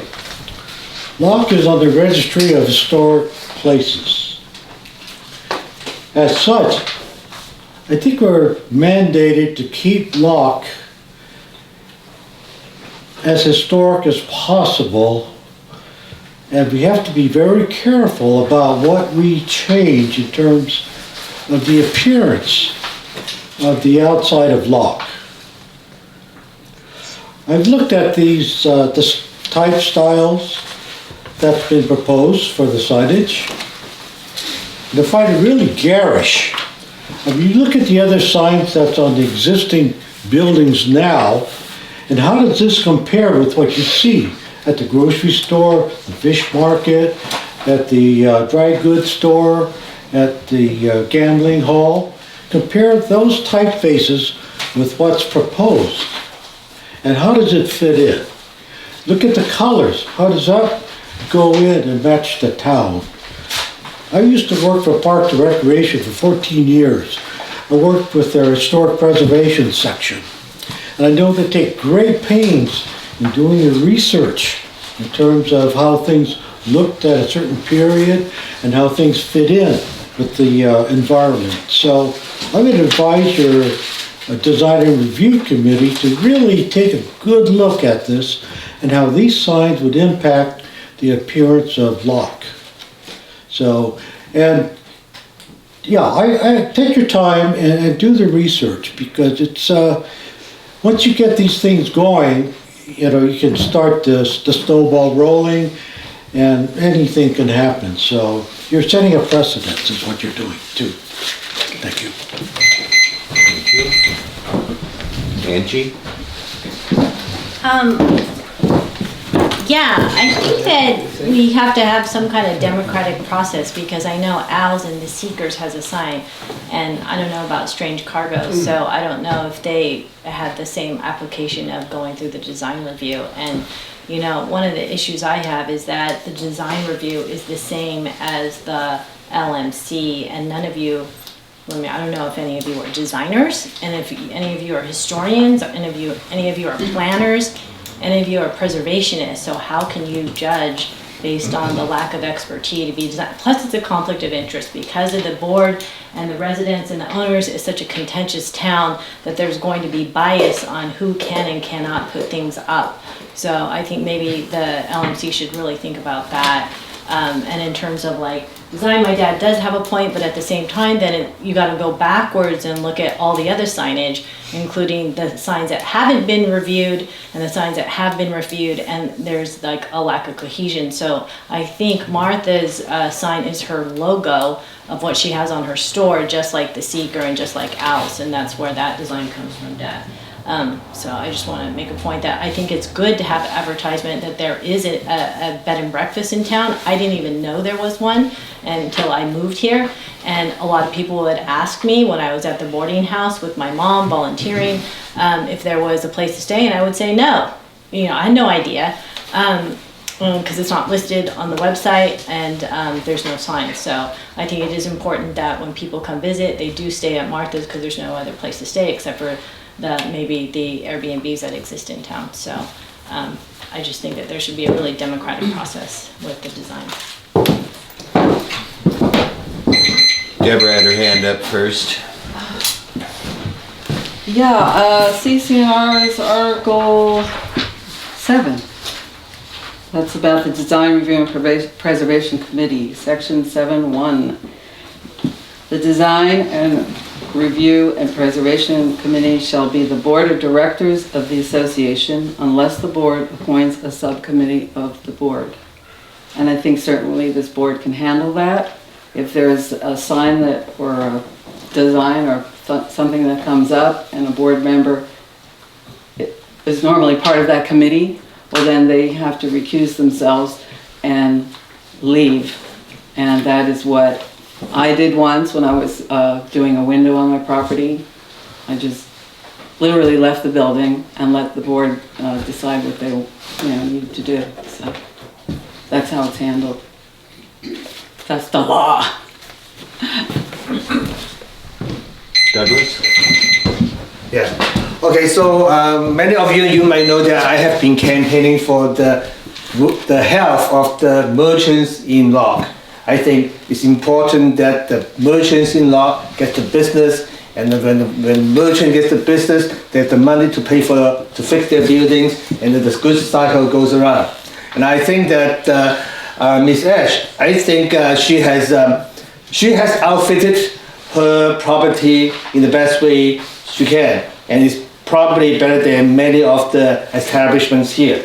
So I think she also I overheard her saying that she would not try to use plastic sign. She would try to do everything that is tasteful and aligned with the mood and taste of the town. So I think, like Angie said, that, we should be democratic, and we should try to give her a fair chance. And the reason that Angie never heard of the fact that we have a Airbnb in town is because I think Martha Esch was unfairly kept out of the Locke Foundation website. So there is an issue that we were talking about at the last Locke Foundation board meeting, and we hope that we can fix it. And we will help the merchant. When you have the good merchant, we have the good business, we have the future for the Locke. Thank you. Are there any other public comments? Do we have any online? I see no hands raised. Okay, I'd like to open it up to board comment. I have a question. We're not talking about any kind of a sign, this is to Martha, any kind of a sign on your building? No, these are for to go up on the 5th. I'd like or to the have others. Martha answer, Yeah, please. see where she circled them? Yeah. Hi, Martha, you're currently muted. There you go. Did Martha hear my question? How, can you hear me? Yeah, Martha, we're not talking about... Martha, can you hear me? We're not talking about any signage on your building, is that correct? We're talking about duplicating the typeface that is on my building, but putting it onto signs that are, do you not see within the packet the photos and the signage examples that I provided?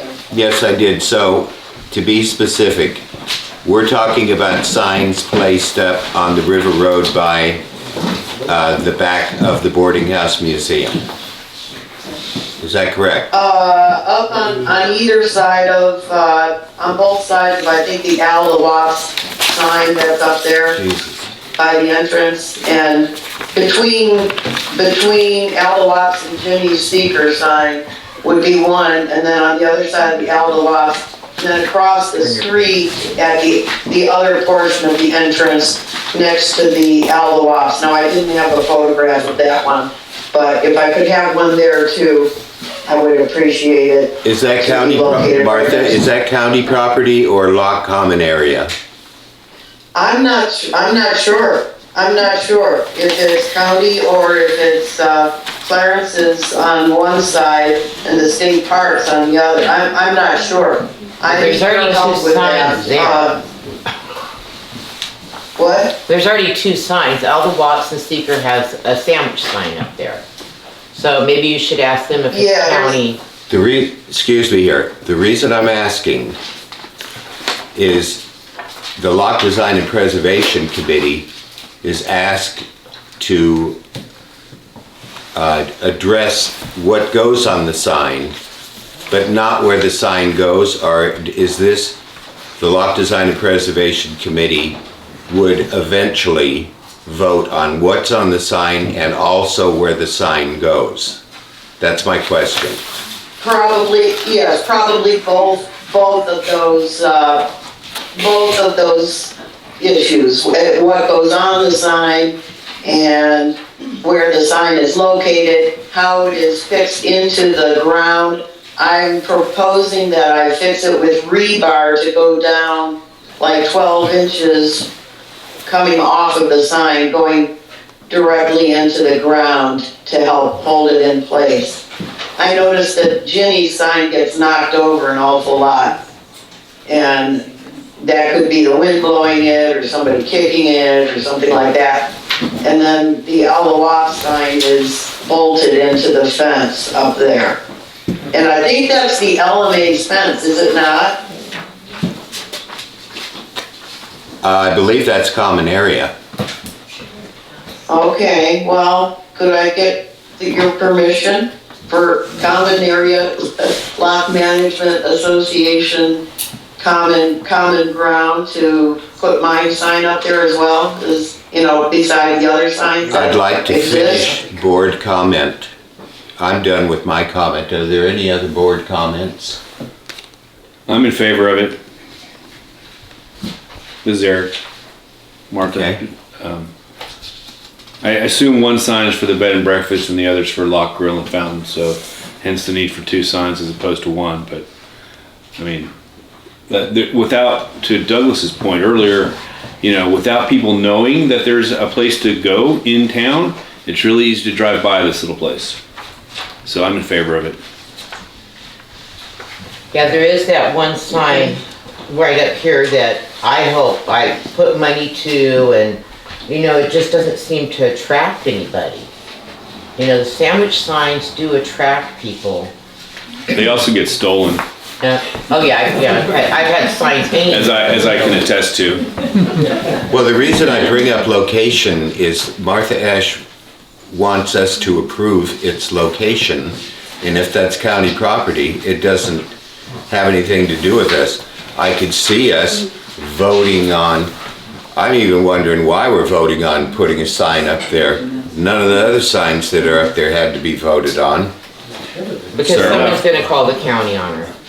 Well, then that's the county's problem and not our problem. Okay, but then you're gonna get involved in that because you don't have a permit either. Fine, they can take it down. I mean, whatever.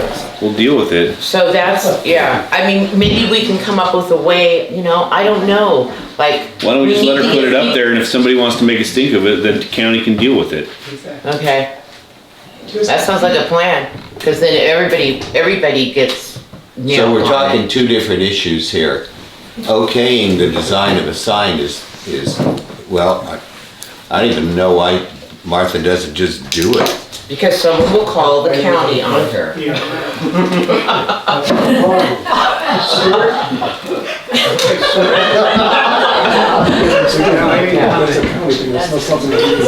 I know, but you know, but the other signs aren't there, you know, if they don't call, I mean, the county's gonna come out and say, oh, now we have 4 signs here. So whose sign is this and whose sign is that?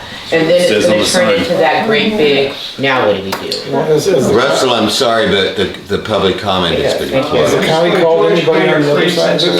I'm Not sorry. yet. George Heiner claims that his party, the boathouse, owns that property. It's been claimed by them. The reason this building did not build an entranceway from the river road here and put that elevator in was because George Heiner claimed it, and they did not want to litigate the ownership of that land. Okay, I would suggest that Martha go ahead and put a sign up there, and then we all see what happens. Yeah, that's what Walnut Grove does. That's what Ileton does. Because she's tried to play by the rules, you know, and now the rules are so expensive. That's why I put the rock down. Yeah, so, you know.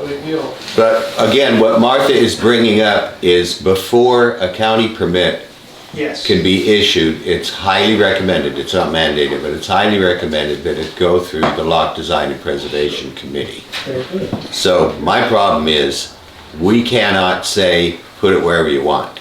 We're not in a position to say, we can okay, certainly a design, but that isn't what Martha just said. So if somebody wants to entertain a motion, if Martha wants to help with that, because this is an action item. Okay. So we get this thing out of our hair. So I would, before any motions are issued or made, I would offer the comment that the permanence of a sign, I understand, you know, protecting it from wind and or theft is important, but like sinking rebar into the ground may be a little more substantial than, you know, taking that out is also is a problem if it is a problem. So I would suggest maybe thinking about how else it could be affixed so that it's not quite so permanent if there were an issue. Yeah, I don't think any other signs have rebar stuck in them, and I would not advise her to stick rebar in anything that she doesn't own. You know? Okay, well, may I affix my signs to the fence just the way that the yellow lock sign is affixed to the fences, the 2 fences? What's that?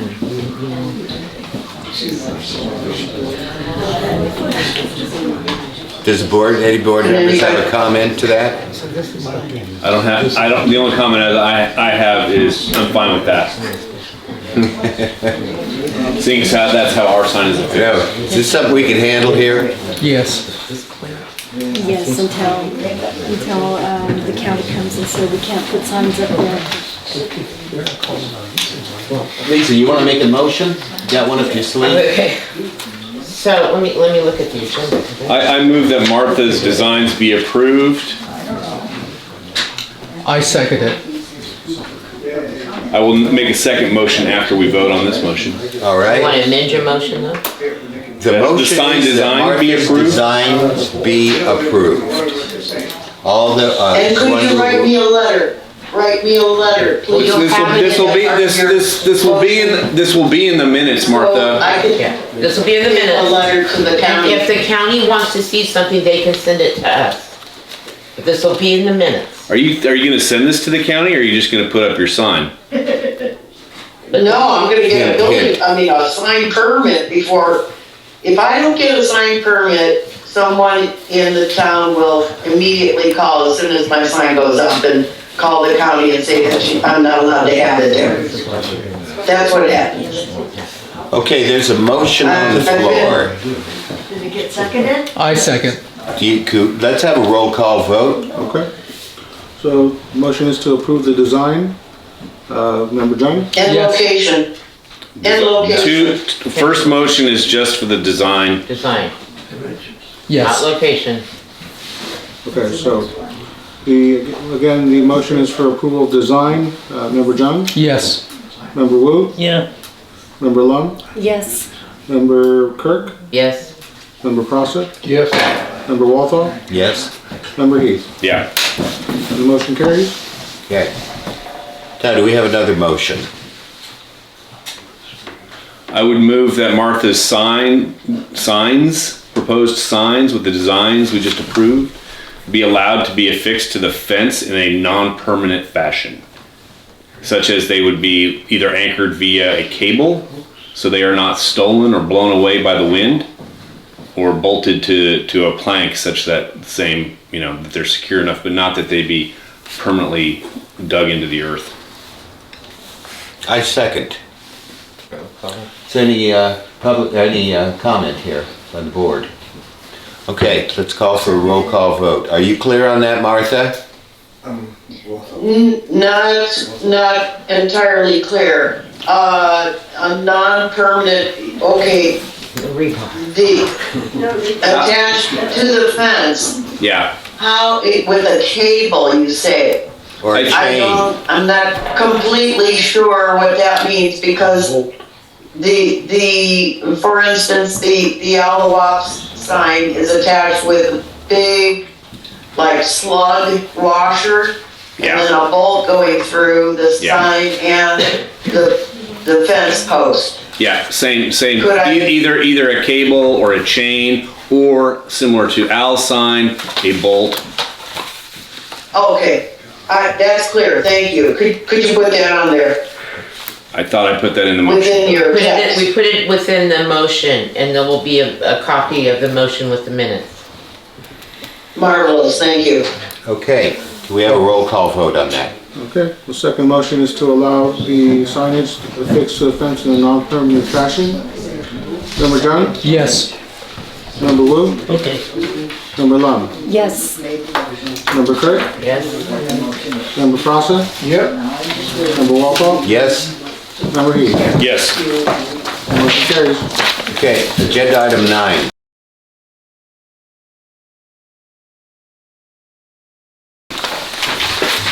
Request for lot, Thank you very much. oh God. Oh, boy. Request for Locke Design and Preservation Committee to review proposed heating system addition to the Lockeport Grill. That's right. Thank you. Martha, Are you ready for me? Go ahead, Martha. Yes, my restaurant is extremely cold. There's no heating in it downstairs unless, other than my little roll around radiator heaters, which don't make it very warm. They take a little bit of the bite off, but they're just not adequate to hold business hours in the cold months of the year. And not that I hold business hours anyway, but I am open a lot more once it warms up. And I've noticed a lot of the different buildings around me have been installing heaters and corncob heaters and propane heaters and a variety of different heating systems into their buildings. I'm not certain what the requirements are from the county as far as heaters are, but I do know that anything on the outside of the building at least, and probably heating too, because if you change walls within your building, I think you're supposed to get building permits. So I would think if you're gonna put something that could potentially burn the whole town down, that you should have the Preservation Committee weigh in on the subject. The Locke Special Planning Area Ordinance, I did look through it today and I didn't see anything mentioning heating. However, I know that with county the county probably requires anybody putting a heating system into their home in any town within the county, not just Locke. But if you're going to install a heating system, and you probably have to have a county building permit. So before I apply for a county building permit, I'd love to get some of your suggestions as to what is not a huge fire hazard in this town. Do you guys recommend propane heat, or a wood burning stove, or a corncob stove? And how should it be? I do have a big, gigantic pipe on the exterior of my house, of my building, that was probably part of a furnace or heat system many decades ago. And if I can potentially use that, I won't have to change any of the look of the exterior with a new pipe or a different pipe. I'd like to bring something up. This is going on inside your building, and it's not germane to the Locke Design and Preservation Committee. I don't believe, well, I don't know. I don't know why it would possibly have to go through the Design and Review Committee before it would go to Sacramento County, when there's nothing in our SPA that involves what people are putting inside of their building. So, however, if the exterior pipe that I have is not appropriate for whatever system I put in, I'll probably have to put a different exterior pipe. well, would you bring onto my that, building, excuse which me, would Martha? change- If that is the case, I'd like you to come back to the board and But bring I'm that up. asking the board if they have any suggestions as to This isn't, which type of system would be the safest this for isn't up to the preserving Lock Locke. Management Board. I would make a motion that we table this until we get plans from Sacramento County regarding, Member Kirk, this one is a non-action item, it's more of just a discussion and recommendations. okay. No need to. But Yes. at this point, I can't recommend on a heating system. That would have to come from This is Sacramento. not germane. Martha, could you, when you submit your plans, if they require a design and review, then can you bring it back to the, to this board? Yes. Thank you. Very Thank good, you. thank you. What? I think we can. Did you ever raise your hand? Was there public comment? I did. Yes, raise it's my agendized, so you can make a I'll public say, I'll comment. say it. Everybody saw my comments, but Article 7, Design Review and Preservation Committee of the CCNRs. It's in the CCNRs. It says specifically, Section 7.2, exterior paint, blah, blah, blah. Replacement to windows, blah, blah, blah. Doors, I mean, it goes 3, 4, 5, 6. It doesn't mention anything about heating systems and pipes. And believe me, the county will tell Martha, okay, you can do this, and you know what, we want approval from the board on whatever.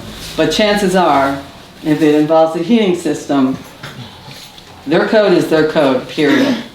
And they're gonna, you know, what we think looks pretty or not is not gonna be relevant. Okay, moving on. Agenda item 10.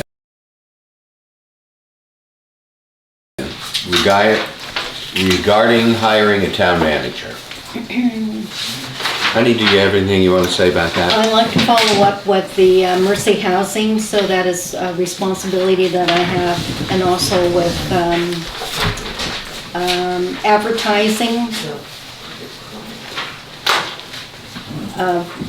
for the manager position.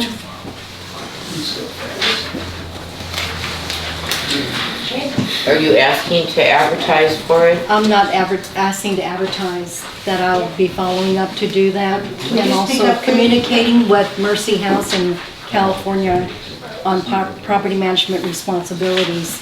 Because my intent is to network and try to collaborate with a nonprofit housing development property management provider and have them come into the town of Locke, knowing that it is a historical landmark, and have the nonprofit help in developing and providing a healthy community for the entire town and the residents.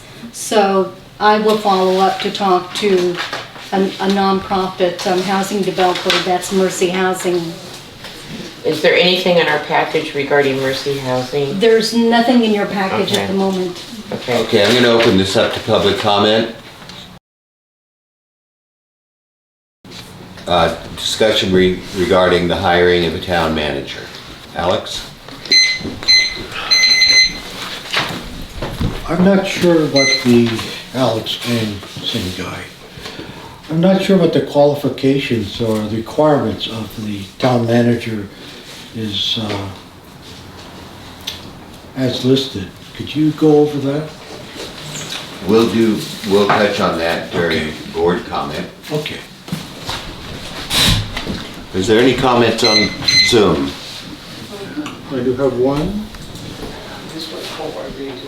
Ms. Esch, if you wish to make your public comment, please unmute. Hello, can you hear me? Yes. Can anybody hear me? Yes. Yes. Thank you. I have a public comment. I want to thank Manuel for doing the majority of the work that the past town managers, or Shirley Roberts used to call herself the executive director, which was the same position, I believe. I want to thank Manuel for doing a great job of formatting the agenda and formatting and running the meetings, or helping to run the meetings. I think that when we had our last town manager, which was way back in 2019, 4 years ago, she didn't quite understand our town and our merchants and our situation, and she tried to make us take in our furniture, or street furniture at night, or sidewalk furniture, and hold regular business hours, and trying to tell us what to do that had nothing to do with being a common interest development, person to her duties. She made up her own job description, I think, and I'm not sure why is the budget still charging us $12,000 for a town manager that hasn't been here for the last 4 or 5 years? Are the homeowners still getting charged for that salary? And it would be nice if the homeowners could get a chance to vote on whether we want that expense added to our budget and have to pay assessments for a non-existent position that the county is already doing a much better job at helping us with for the administrative aspects. That's my comment. Joyce, oh wait, I'm sorry, Joyce Russell had his hand up before.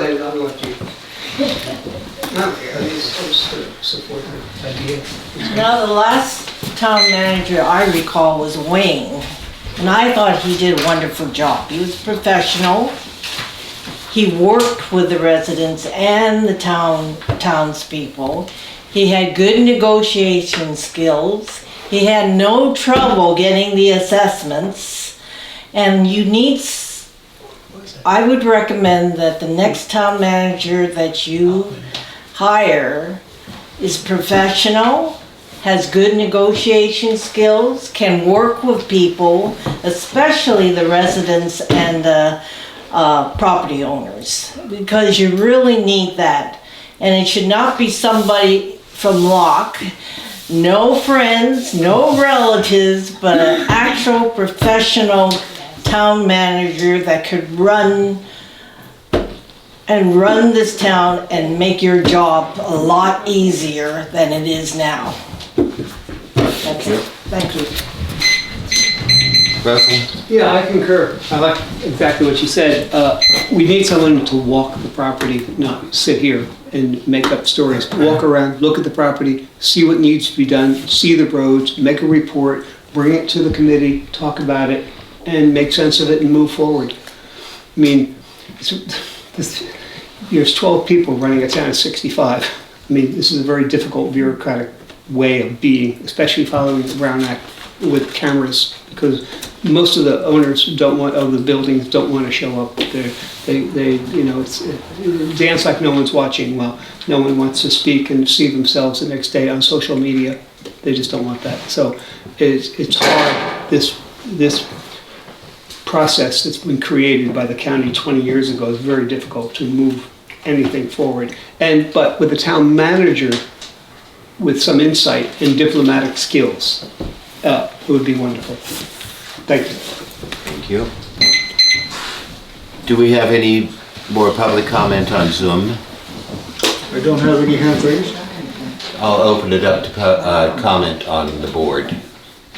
I want to see a manager that has a knowledge of the Brown Act, because right now, I believe Sacramento County taxpayers are paying Manuel to be here to put these meetings on.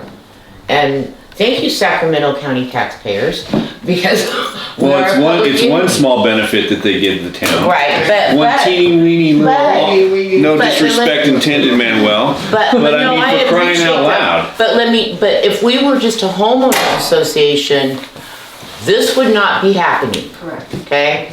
So I think that in that you have to understand, there are people in here, yes, you're property owners, but the residents need a voice too, even though we're not property owners. And we need to be treated fairly and kindly by the next manager, and not heavy-handed or punitive.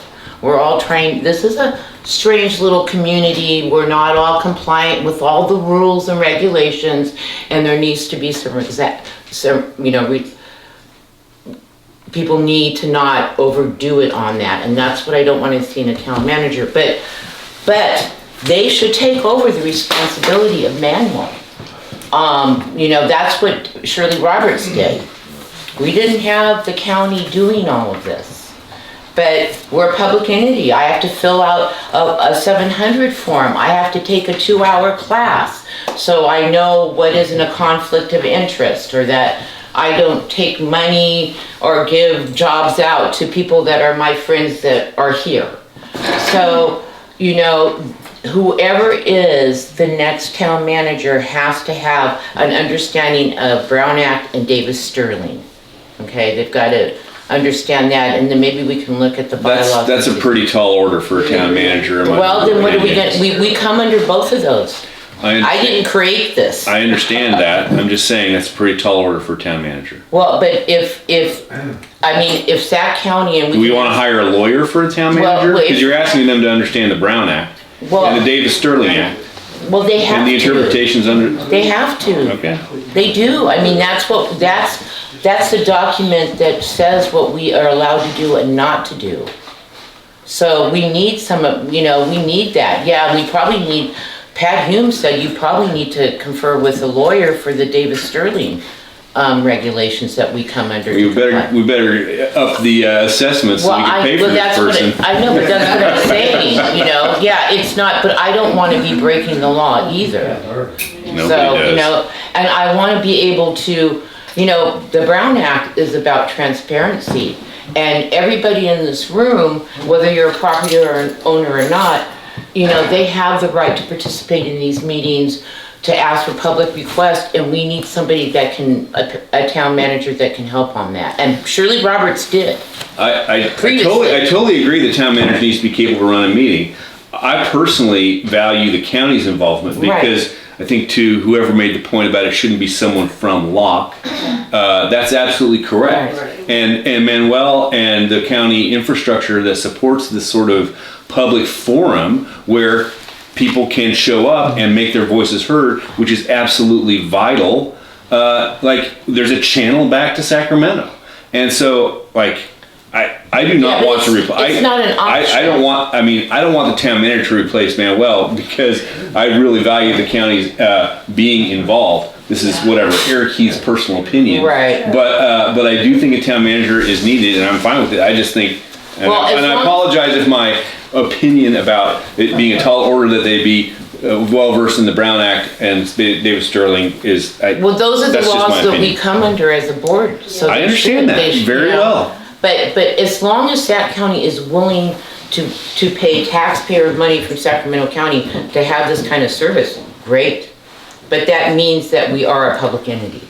Well, when has that not been the case? I mean, we get chastised for quote unquote violating the Brown Act every time you look at your email. I mean, it's absolutely ridiculous. But that's how it is. And if they're going to impose this, then we need Manuel and his team here. Is this your first public entity that you've been on? Yeah, it is. Okay, it's not mine, so it's that's what we have to deal with. I'm not surprised. Don't misunderstand. Yeah. But I just would like a manager that understood that too, that it's not just about the property owners, it's about everyone in the community participating and treating them fairly. Are there any other board comments? I'd like to say something. This is all contingent upon having a operating executive board, a chairman, a vice chairman, a secretary, a treasurer. What's going to happen, hypothetically, if we don't have people step up to do those things? What if we don't have people step up to send out all those postcards? To send out all the nomination forms? To make sure all the legalese is correct, etc. A town manager could do those things. And we might be looking at that in the face in the next few months. So there's been a lot of pushback. I'm surprised that we're actually having a semi-consensus on having a town manager. And, we can say all the things we want a perfect town manager to be. But it's slim pickings out there, believe me. We want to get as many people as we can to interview, to sit down and find out their experience and get a feel for their personality, etc. But what I'm saying is I do agree we need the bulk of the history of the Locke Management Association or Corporation has had a town manager. It was even addressed in the original Community Advisory Committee report in 2002. So that's my feelings. Carol, we're done with public comment. We went from public comment to board comment. So, sorry. I was just curious how many people so far have replied to the RFP. Have what? Replied to the The position. nomination? Well, it's request for proposed RFP. How many people do we have in Oh, consideration we'll at have a this point? committee report on that when we get it together. Okay. So. Thank you. Mhm. Okay, are we done discussing the hiring of a town manager? Honey's been kind of grabbing the lead here, so, and I'll be working with her. And we'll keep working towards that. This next item, 11, discussion regarding signage being placed on the Wally building. I put this in the agenda because Director Kirk asked for it. Director Kirk couldn't make the last meeting, so but at the end of the previous meeting, oh wait a minute, I think you couldn't make the last meeting, but you asked that it would be on this. Yeah. So that's why it's on here. So I'm gonna hand it over to you, and then Okay. we can have public comment. Okay, so historically, people have posted things on the Wally building. I've spent the last 5 years trying to clean up pigeon crap, broken windows. I've tried to make it look presentable. I do sit there, I do smoke, I'm on the phone. That's who I am in this town. I'm, go in my store, I come out, I get phone service there. But I've tried to make it look presentable and cleaned up a lot of messes there. The pigeons are still there. They haven't fixed anything. I'm sorry if I've offended anybody by putting anything up, but a lot of times we kind of get in wars if somebody says something somebody doesn't like. But I think we should be able, and Tom Herzog, who's in the store, talked to one of the owners or the son, and he goes, I don't really care what goes up there. I get calls sometimes, but if it's this flyer, talking about an event that's going on around, I don't know how it offends anyone. And it does pull people, because on this side of the street, there is not really one open business until you hit Jenny's, okay? Mark has an interesting look in his building, so, I'm trying to pull people down the street. So, if I've offended anyone, I would love to talk to the Wallies and explain my situation, but I don't have their contact information, so I just wanted to explain that. Thank you. Thank you. I want to clarify a little bit too. This is because Lauren Fong stated in writing, he owns the building. I don't want anything on the building. We have discussed previous meeting how we could put up another bulletin board, one that's more central or whatnot, but that's not on the agenda right here.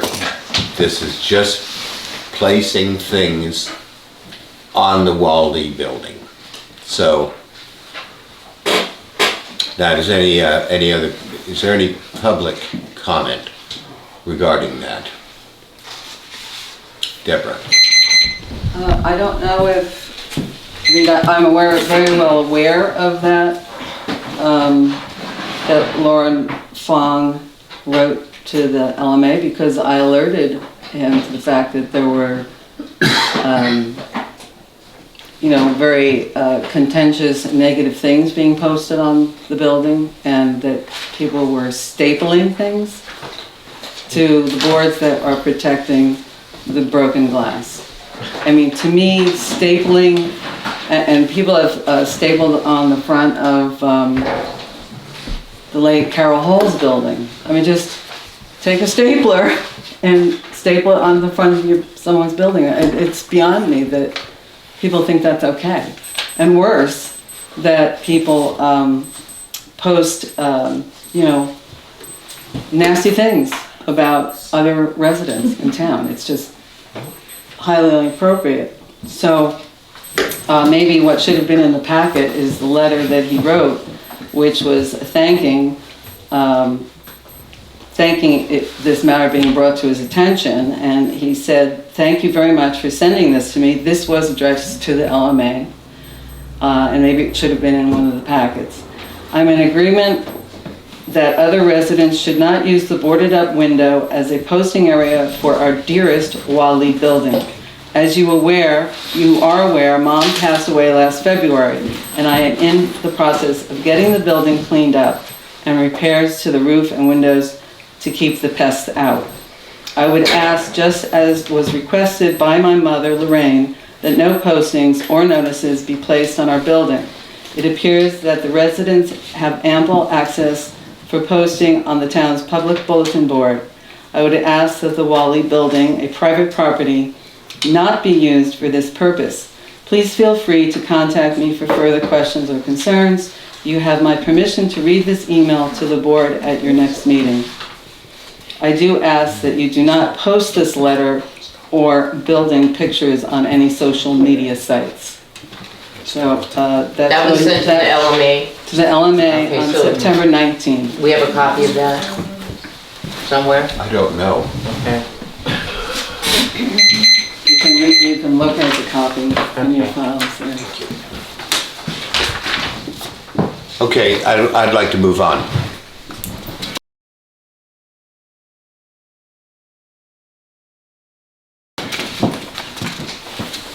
Section 3, reports, announcements, and updates. LMC representative report. Residential building owner, I am that person. We've heard enough, so I have no report. I guess I have to have public comment. Does anybody have any public comment on residential representative building owner report? Do we have anything online? I see no hands raised. Okay, I'm moving on, if the board doesn't mind. Agenda item number 13, report from commercial building owner representative. This would be Eric. That's me, similar to you. Let's move on. I have no report. Do we have any public comments on commercial? Normally we would let Jenny, who is a lock merchant, we have a kind of an ad hoc lock merchant association, but she's not here. Well, I could give you. Lisa, I was going to say you and Ginny are both merchants. Okay, so you know, businesses. New Year's Day was great, you know, and I try to encourage businesses to be open on, you know, New Year's Day. It's a Monday. It was a great day for me. Now we're going to have this Sunday, February 18th. The Locke, not the Locke, but the Ileton Chamber is going to have the Spam Festival on the same weekend. So I just want to, we should get an overflow, hopefully, from, and we need to take this down there and get it to the chamber, Ileton Chamber, so that they know and post this down in Ileton. So hopefully things will get better. Good, thank you. Okay, report from OCA, Organization of Chinese Americans Representative, Daryl. I have no report.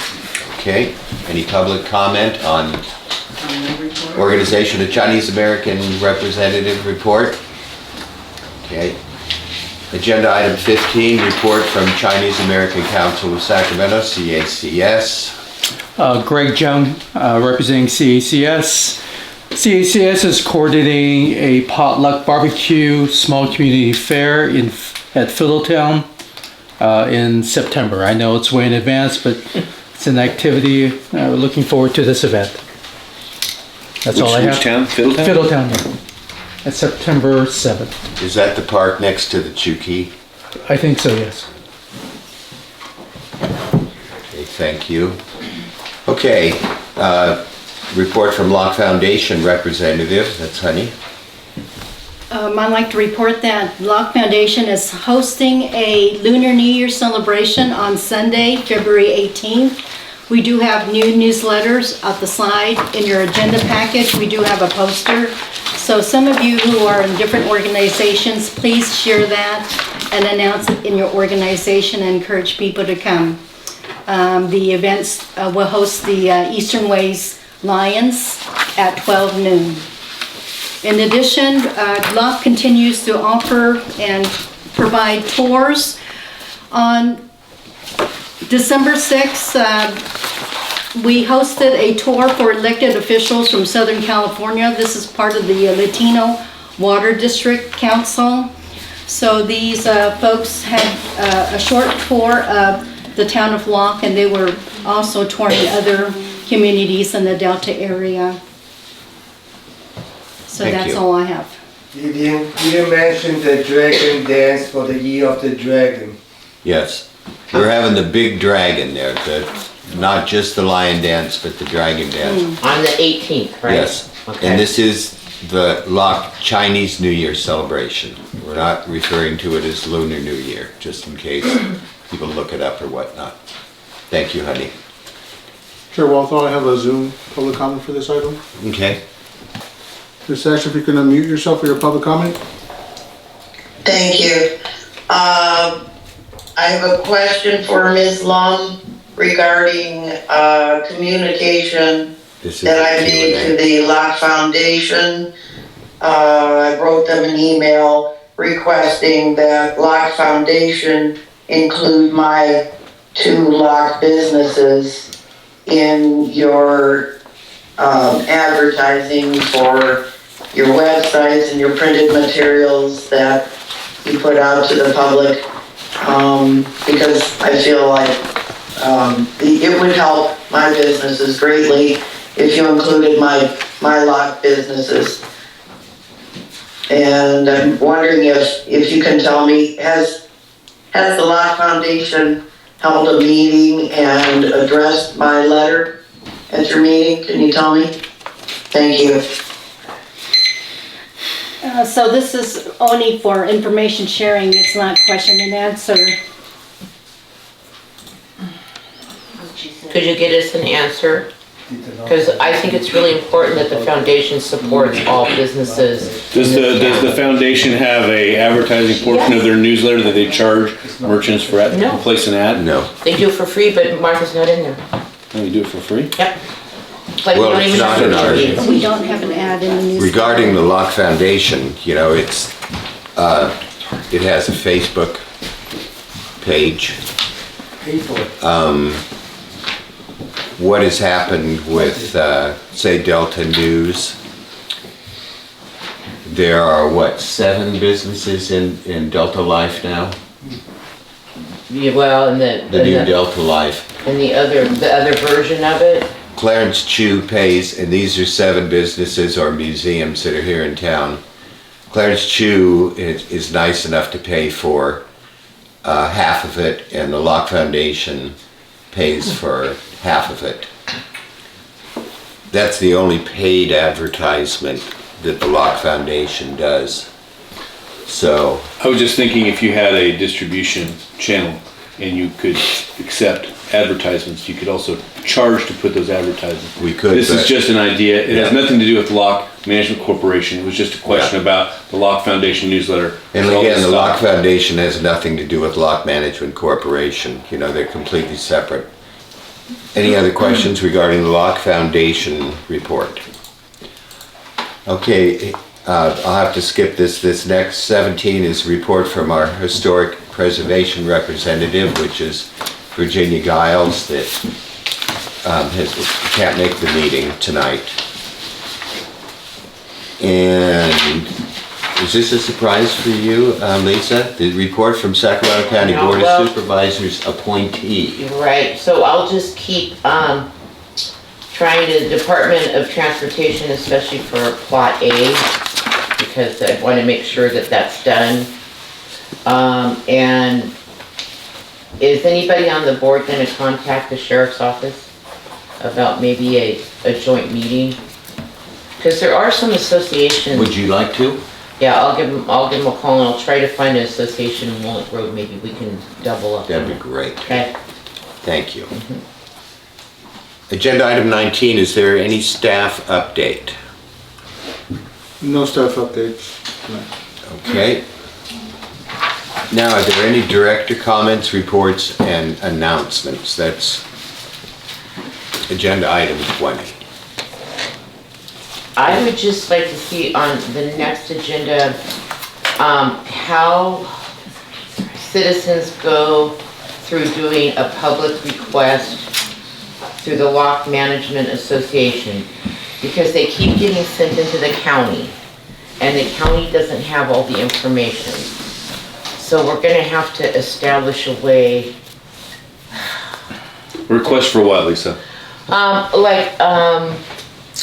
She wanted, like Martha, I just keep getting these requests, you know, and I'm sure you get them too, that goes to the one email, you know, that she wants a budget report for a certain time, or she wants this. And I don't know where the records of this association really sit.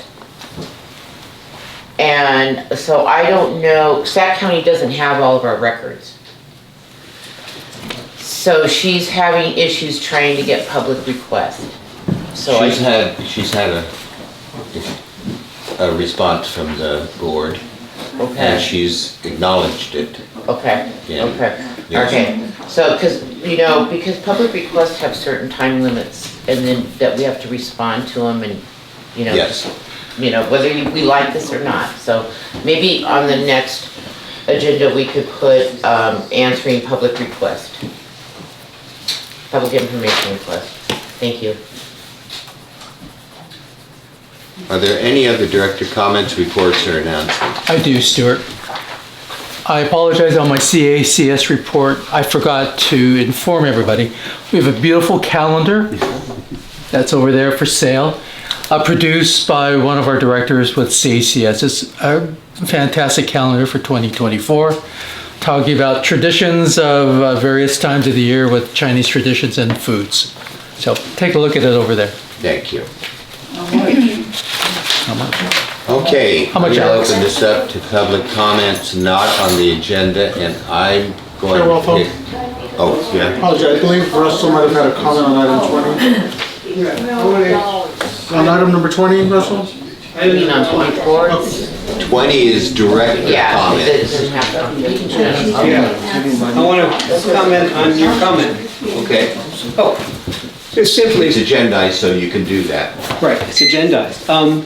We also, years ago, this one person would just make long lists of very intricate things.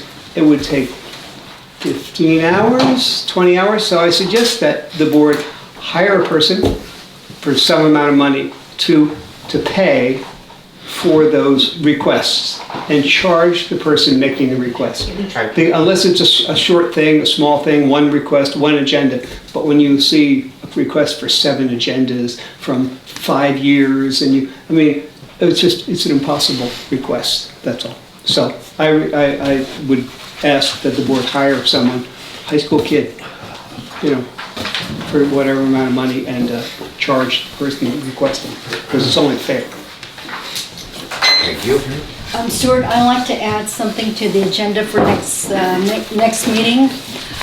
In light of the tenants, or actually the members that are present, including town residents, I like to put on agenda item that this town creates a resident services type of council. That person or the members of that council can elect a chairperson to represent and provide a voice back to the LMC committee. Since our committee only meets every other month, we don't get to listen to all the issues that the town residents may have. But I like to bring that to our LMC directors to see if we would move towards that direction, because when I was part of the state and also maintaining the common interest developments for mobile home parks, the success of the mobile home parks is because of a resident council. Even in this stick-built properties, resident councils help to share information with the rest of the community. They bring problems for problem solving, and they help the property management understand what those issues are. So for this town, I like to see a council develop so that the issues are brought up back to LMC in a timely manner for resolution. If I can just comment as a director, I think that's a good idea. I think that might address some of the concerns that were raised earlier by some of the residents and the public here today. So I think it's certainly worth discussing. I would also suggest that, like, with some, I think, modest investment in time, there could be ways for like issues to be submitted online that won't like blow up people's inboxes. So we can maybe talk about that in this context as well. Very good. Alex?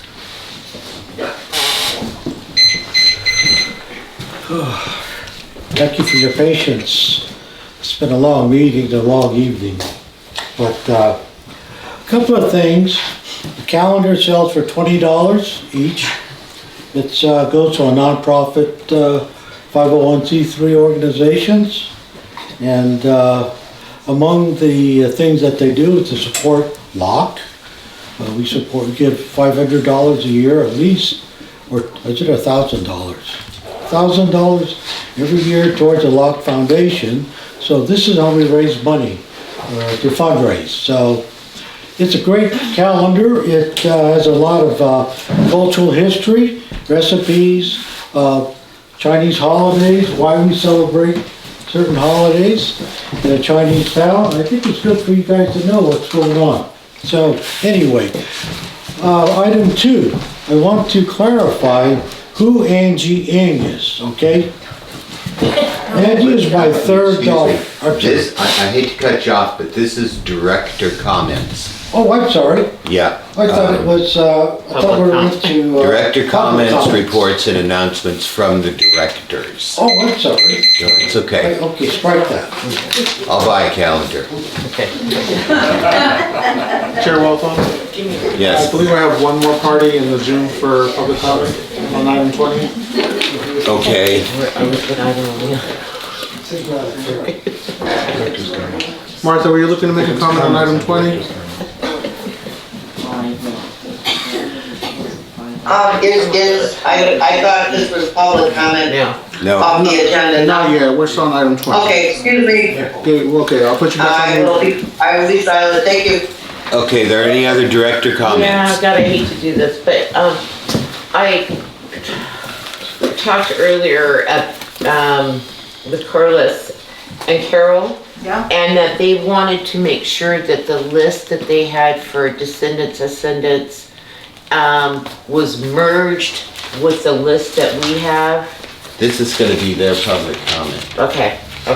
So, yeah, I didn't see this on here on the agenda. No, I'm sorry. not Okay. All right. Okay, go ahead. Okay, Sorry about that. Carol What? and Corliss, Item 21 now? Yes.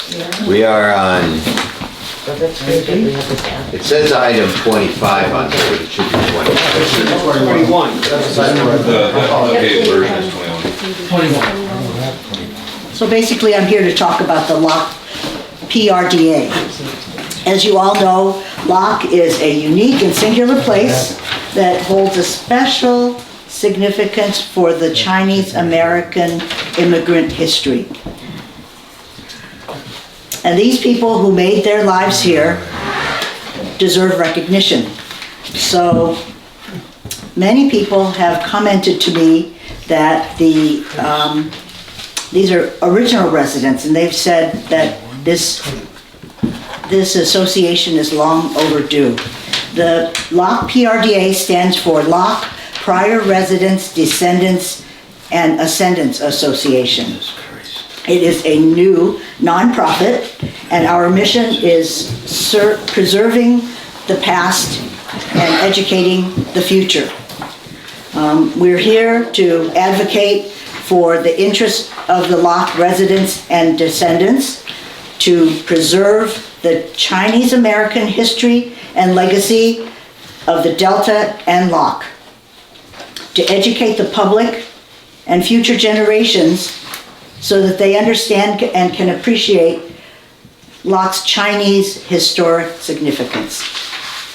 The narrative that's being that's around is being rewritten all the time. And so it's kind of not just about the heyday, the brothels, the gambling, and the opium dens. And I believe we who have lived here and would like to be responsible for telling the story. The other thing that we're here to do is to encourage fellowship and revive and inspire that sense of belonging and camaraderie, as was exemplified by the luncheon that we had on October 5th. It was very well attended. People that were there, that were original residents, had a very good time. Also there were people who were descendants from them. So another generation, and we'd like to inspire them to be a part of the Locke Prior Residents and Descendants Association as well. So I think it's exciting to think that we could get some sense of belonging and that camaraderie and revive it and proceed to grow it. In order to do that, we have compiled a more current list. And so that's what Lisa was talking about, is this list of prior residents and descendants. With this list, our intent is to be inclusive and collaborative, and to be for the use of the betterment of our historic town. We have lots of other things we could do with that list, and I'm excited for that. Corliss has something else now that you want to say? Thank you. Thank you.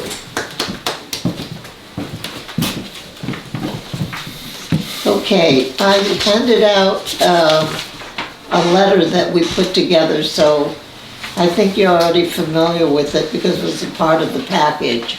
But I added a page to the back.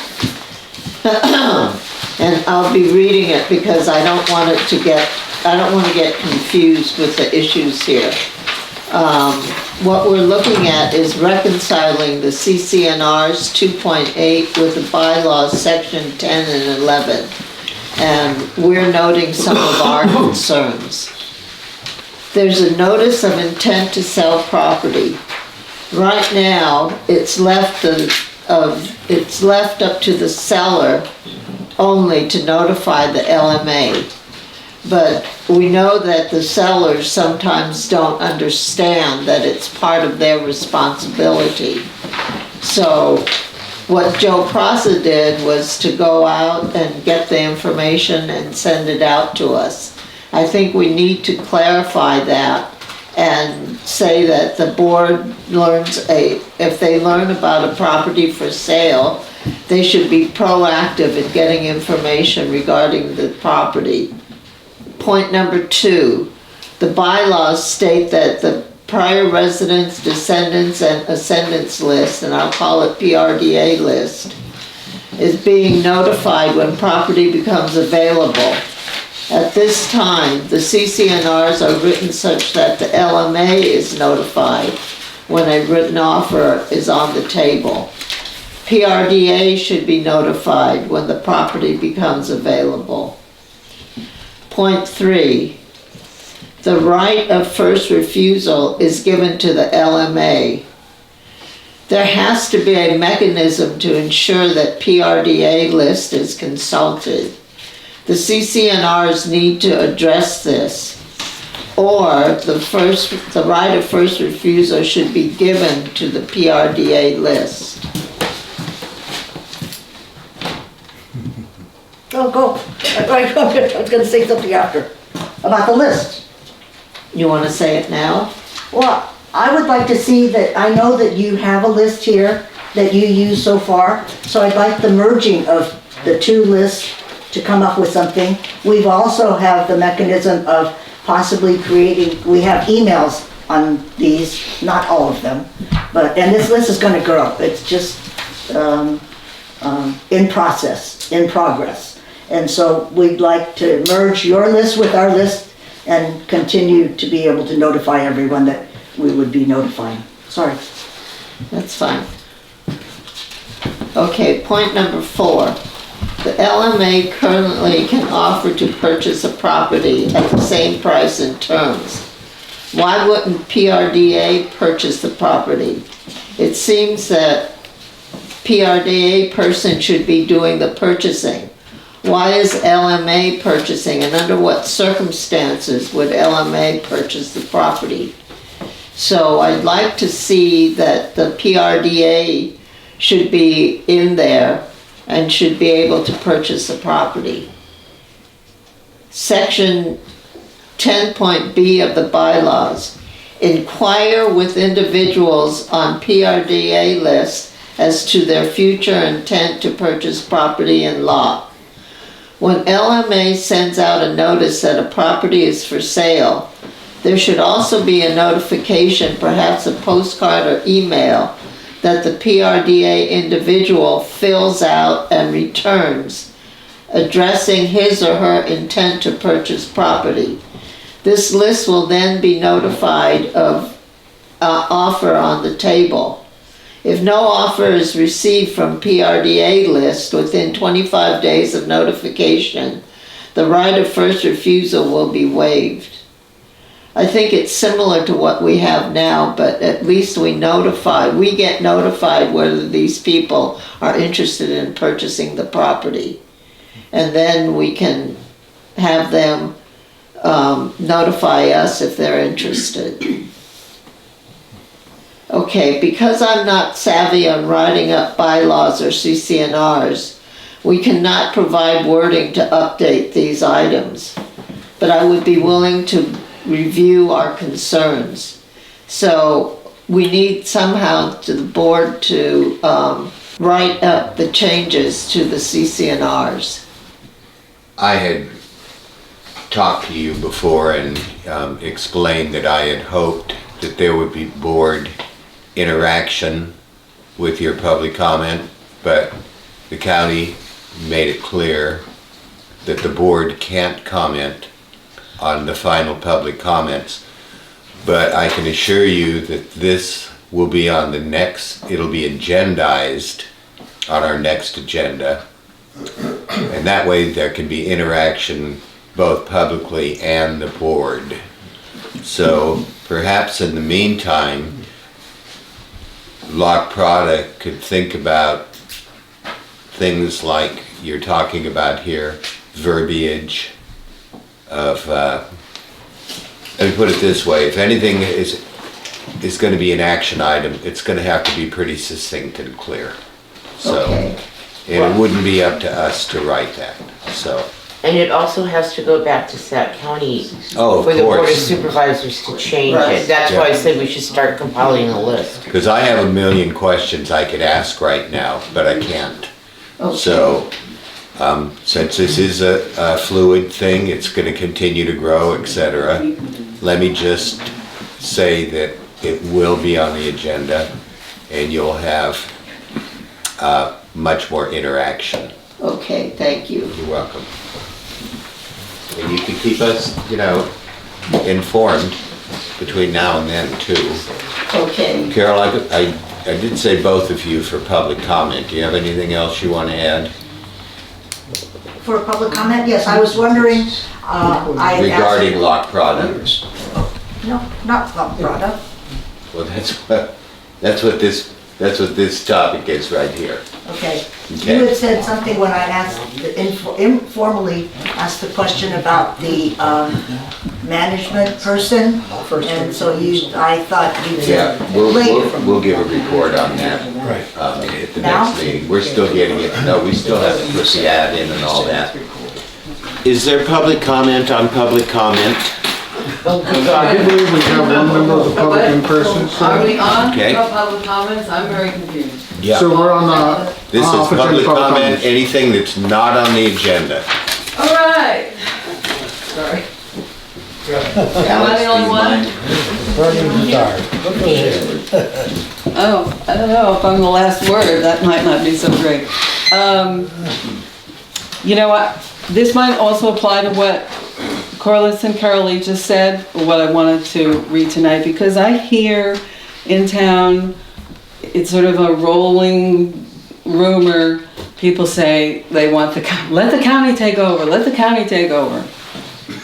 I don't even know how that's possible. And one of the reasons I don't know how that's possible is we have CCNRs, and a lot of our problems between directors and residents and mostly, well, property owners too, comes out of these CCNRs, which you guys have to follow.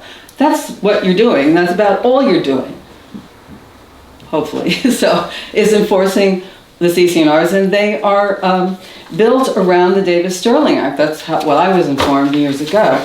And under Article 9, General Provisions, Section 9.6, termination of any responsibility of declarant.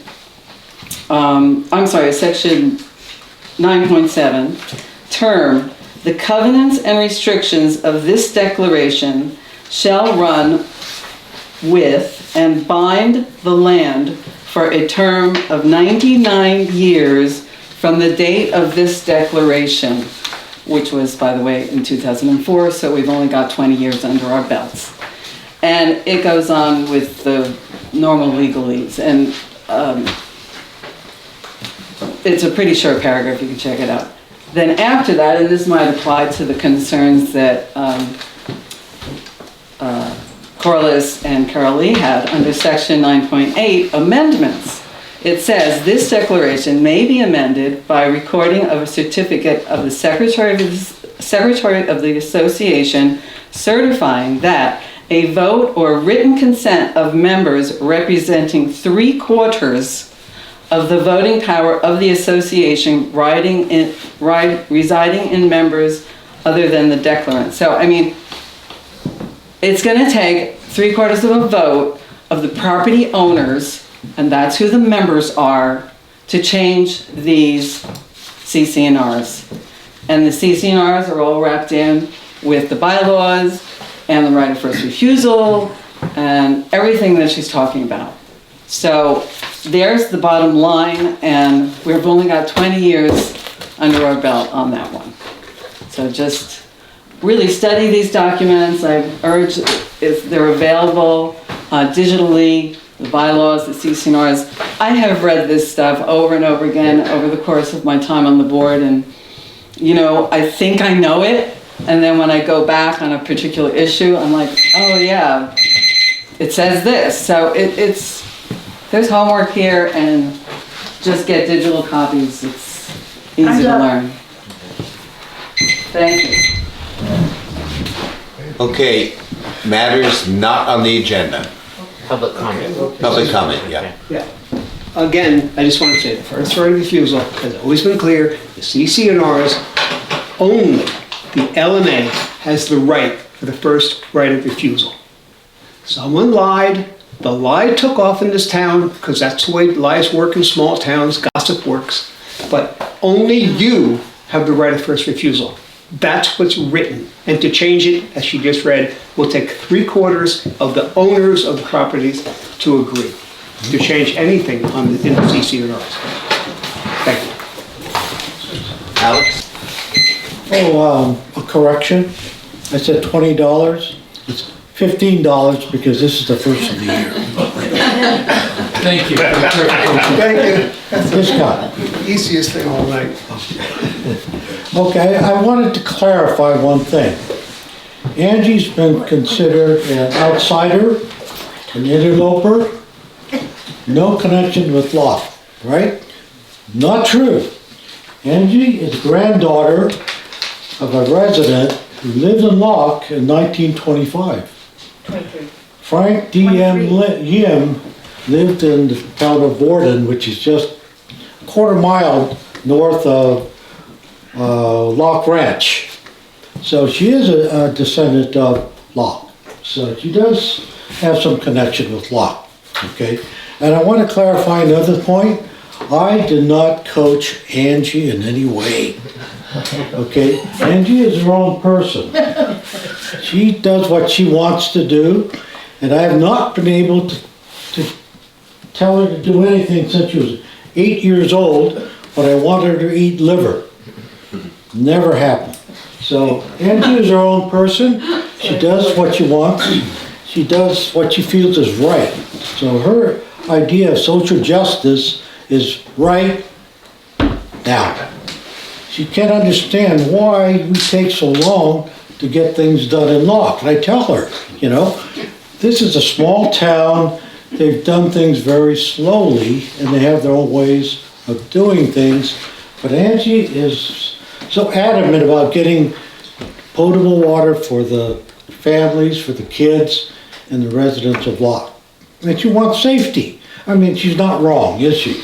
She's not wrong in wanting safety for everybody in Locke. So, you know, I support her in all that. But I thank you for your forbearance and your patience. Thank you. Thank you. Are there any more public comments on agenda items, on items not found on the agenda? Chair Waffle, I do have one via Zoom. Yes.